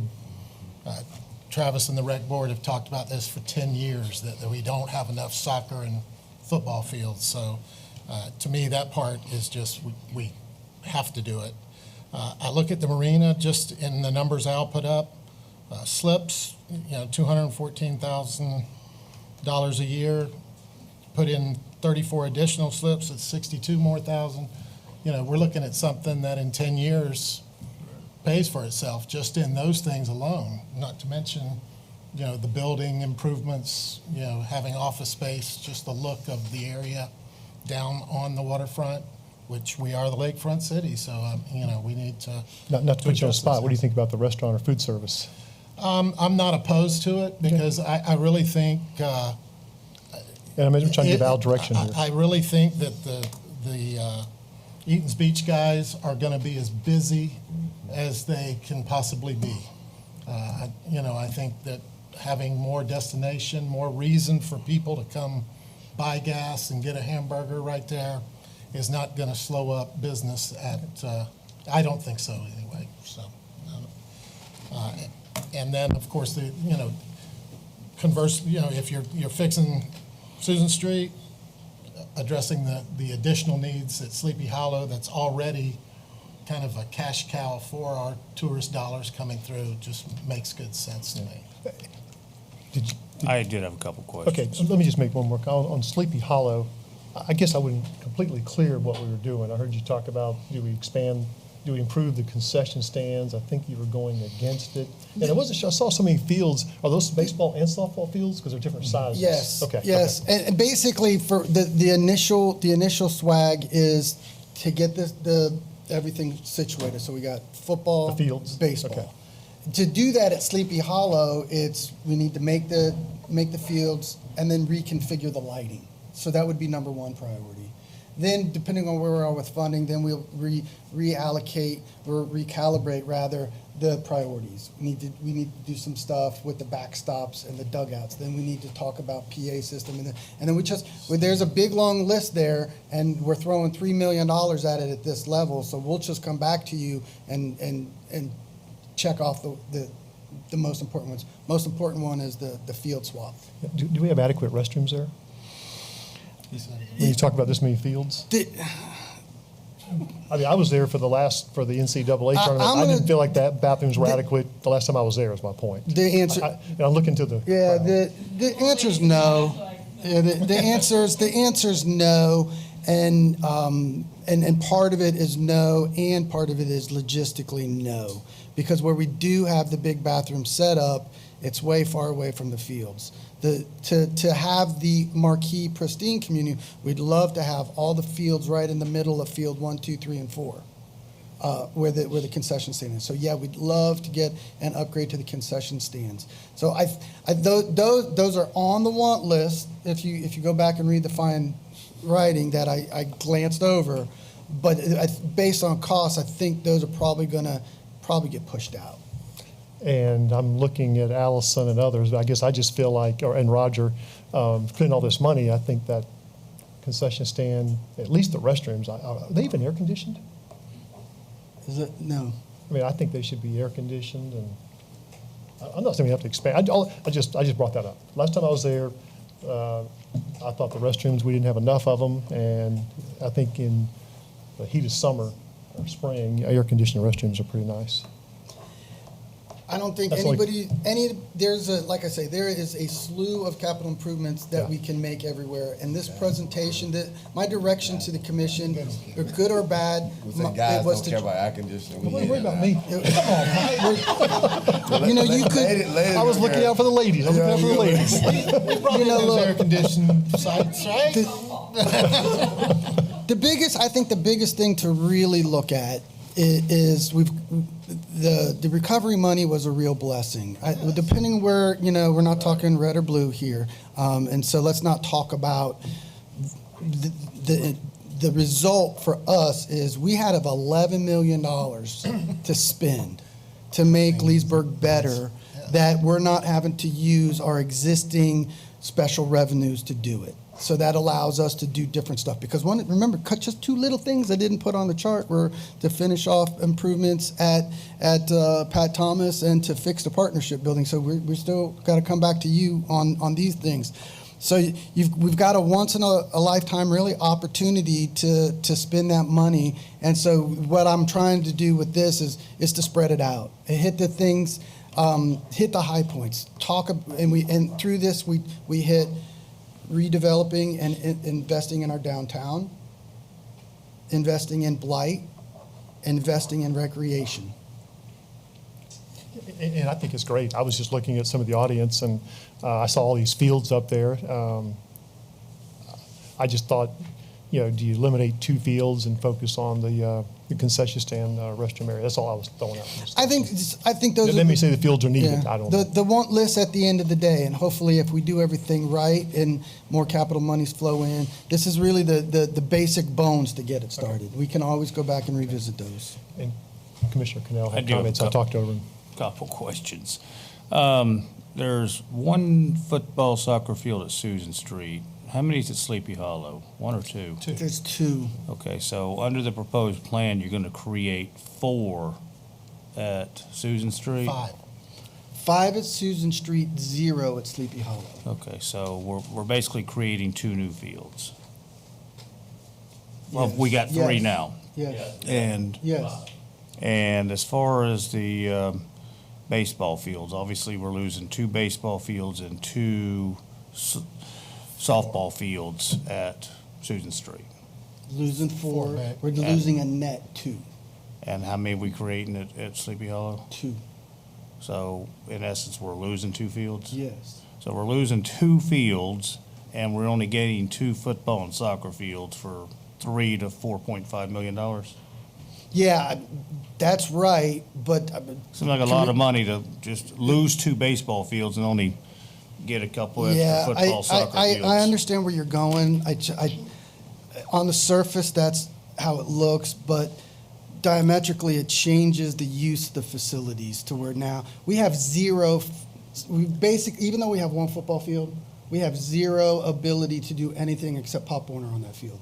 So there's tons of sections of economic opportunity, the reinvestment in blight, the being able to leverage football, soccer, lacrosse, and have that facility is worth way much more than losing 2 baseball fields at Susan Street or Sleepy Hollow. See, and on top of that, Sleepy Hollow is already successful with the amount of fields it has, so it has the ability to have a net loss because now you'll have 2 separate, distinct facilities that have an ability to bring in the amount of economic input and service better. So I understand your calculation. I disagree with it. I don't think at the end of the day it's a net loss. Why are the fields we have now not usable for soccer or lacrosse? They are usable for small-scale soccer and lacrosse at Sleepy Hollow, but they're not in a condition or a size to be able to host or bring in economic development. We can't, those 2 fields won't service a lacrosse tournament or a football tournament. It helps with peewee, it helps with minor stuff, but it's not in a position to be a destination place. Well- They're not serviceable, they're not big enough, they're not regulation. Well, what, if we're not talking about pop water football, I mean, what football would be, you're talking about being played there, other than Different, First Baptist? different clinics for football, but then don't forget this, the multi-use of the fields to have soccer and to have lacrosse. And so once we cross the bridge from, okay, so football's still probably going to be the Warner, probably, and adding on some clinics. But then when you can cross over to the soccer and then lacrosse, you're just going to tap into a bunch of other events that that we can't recruit now because we don't have the facility for it. Okay, I guess I need to be educated a little bit. I don't understand why it wouldn't be suitable presently for Because soccer. you go from one field to 5 fields At one location. at one location. Well, I get that, but what I'm getting is that the fields we have now are not suitable for soccer or lacrosse, and I'm trying to find out why that would be. The multi-use function of it and the number of them. I can see Allison getting up, so. Is it okay? Yeah, absolutely. I appreciate the questions, and it's difficult when you're not in the tourism space to really understand. So one of the what I think what you're doing is spectacular is it's very cutting edge in the tourism market to actually look at the impact of a tourism project on your community. So tonight, Mr. Minner is talking about that impact, and that's fantastic. Most places don't start with that. Most places go straight to, here's the heads and beds, the room nights, the economic impact. You're actually seeing the bigger picture, which is what it's going to do for your community. To the issue of what events you can and can't bring in, for example, we as a community have already passed twice on the National Collegiate Rugby Championships, on the AVP Pro Grass Volleyball Championships, and on a youth junior league football college exposure camp. So these are all opportunities that we have not been able to bring in specifically because of the types of facilities that we have. So, for example, the National Collegiate Rugby needs a stadium setting. And a little bit in the weeds, part of what is on the wish list here is actually to have portable stadium seating so that we can move it from Sleepy Hollow to Susan Street when we have specific events. We can create that flexibility. So that's why when Al's saying Mr. Minner is saying we don't want to get into necessarily putting all of our eggs in the one NCAA championship basket, that is, I think, wise for the time being, because the flexible project that your staff is starting to put together allows you to support multiple different sports at multiple different facilities with the same resources, which is pretty cool. So the rugby championships, for example, would have brought in about 500 room nights. 500 room nights puts you into that mid-level category of an economic impact, where you're looking at anywhere from $350,000 to $650,000 into your community as just an economic impact from that one event. Now, that's not dollars in your budget, but it is dollars in your community. And what does it cost you? It actually provides you the opportunity to put your very thriving, very healthy Pop Warner football program, all of them, which now has the opportunity to grow by 40%, in front of a collegiate championship at their home field, which is very cool. With a facility like this, you could go after the FHSAA finals in every division. You can't do that right now. I'm talking about Susan Street. There are so many. There's youth football programs that bring in anywhere from 150 to 600 room nights on a weekend, on just a Friday, Saturday, Sunday. And they're always looking for places to go, but they want to have 4 to 10 fields in one location. You don't have that anywhere. You don't have anything that's a stadium style for multi-purpose sports. So I appreciate your concern about losing 2 softball fields. Believe me, I'm the softball girl. I love hearing that.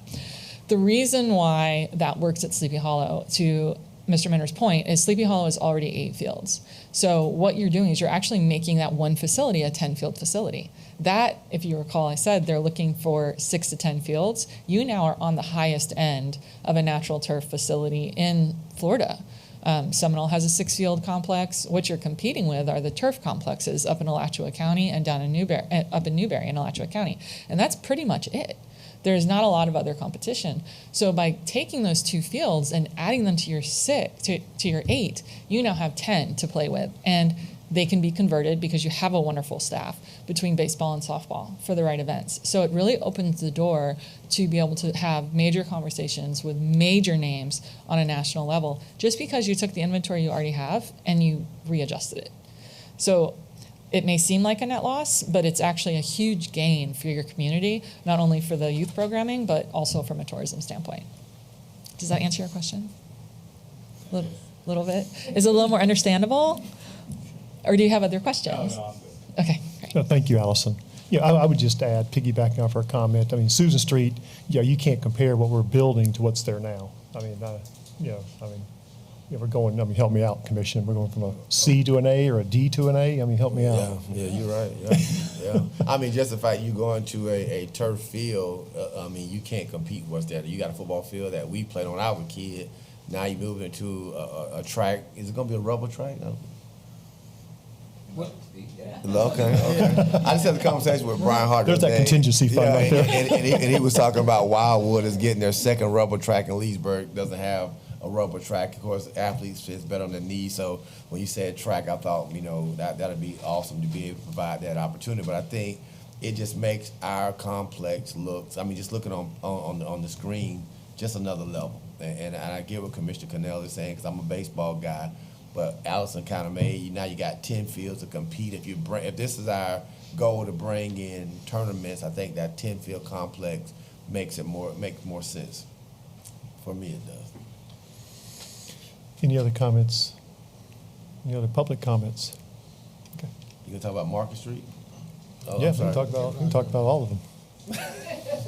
Roger Croft, I'm the chairperson for the Recreation Advisory Board, 1125 Sunshine Avenue. Just think from a recreation standpoint, Jimmy and I have been talking about this for 10 years. Jimmy has a lot of children in his family. If you're playing, you have two different age groups. Your family essentially has to split the way the current situation is. So you have a wife hauling some of the kids to the 10 through 12 age fields, and then one of the other parents hauling them to Sleepy Hollow for the 13-year-old Babe Ruth fields. Now throw in, if you have daughters mixed into that, now we have softball in a different place than the other age Little League kids, baseball kids.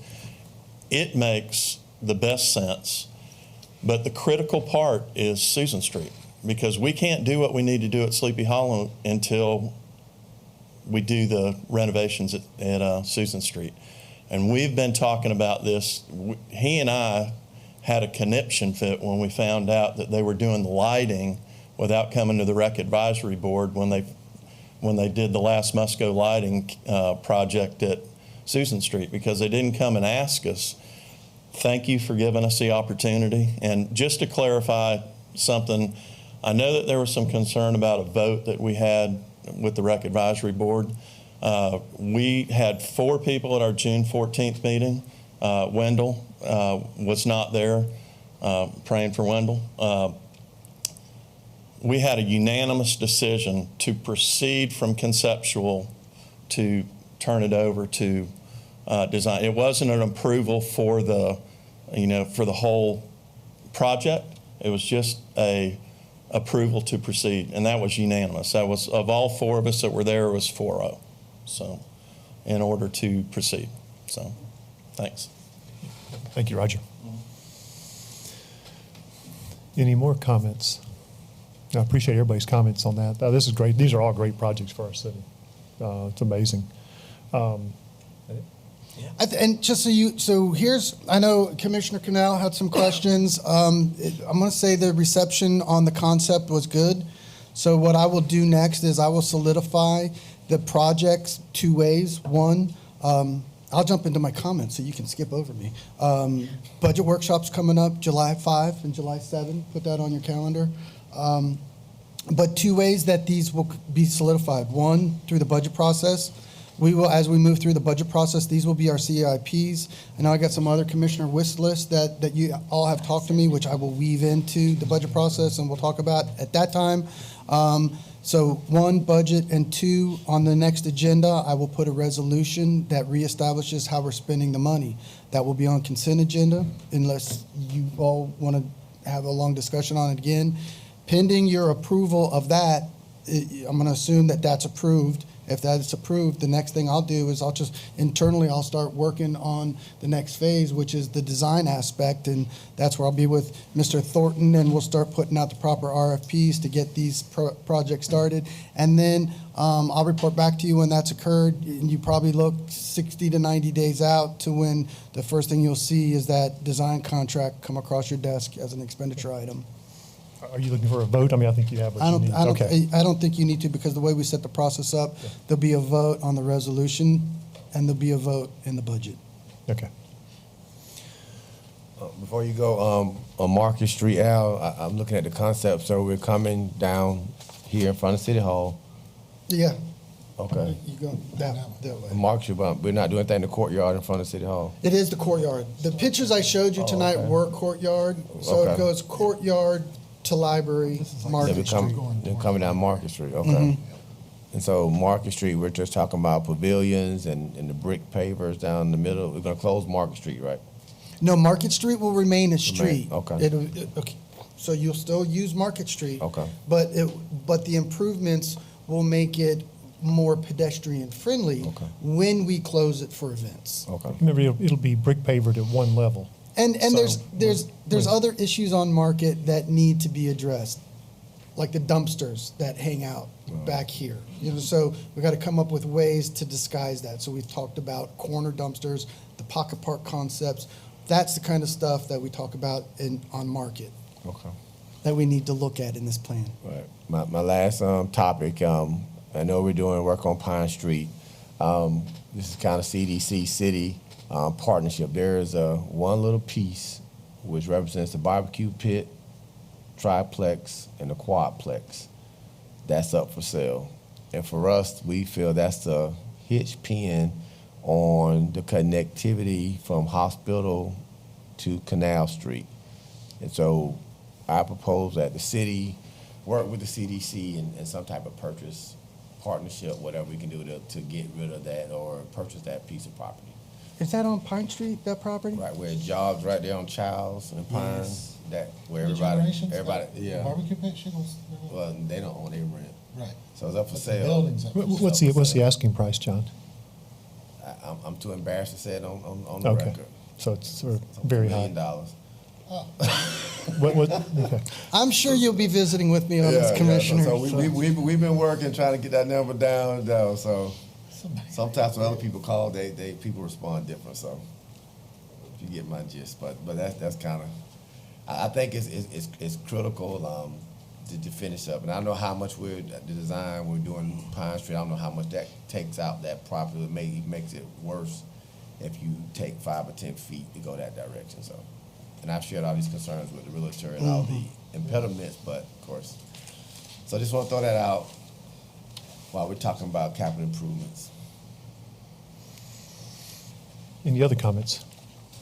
Okay. If not, we'll move on to city attorney items. Don't have Oh, hang on again. Max has a comment. Sorry about that. No, Go ahead. I got something else. Come on up, Max. Good afternoon. Good evening, I'm sorry. Max Parker Jr., West Leesburg CDC president. I just want to talk about another activity we're going to be bringing to Leesburg. It's a 10th annual amateur boxing event going to be held at Leesburg High School. Sanctioned through USA Boxing out of Colorado Springs, Colorado. We have up to 20 bouts. It's going to be August the 20th at the school. Is it in the gym or? In the gym. Yes. Okay, thank you, Max. Okay. Anything else? Since I keep overlooking people. Okay. Okay, Grant, sorry about that. No, I don't have anything this evening. Just always a pleasure to be with everyone. Look forward to seeing you guys soon again. Okay. Al, no city manager items? No city manager. Wow. Okay, roll call. Commissioner Connell? Yes, I do have one item. I'd like for us to take a look at our policy where it comes to on-call pay for our utility departments. I think it's extremely low. It's my understanding some departments on-call are getting $25 a day on call. I think the utility department is only getting 10. That's not much money to give up your weekends or whatever, not be able to go anywhere or nothing. I'd like to raise it up to what the other departments are getting at $25 a day for their on-call time.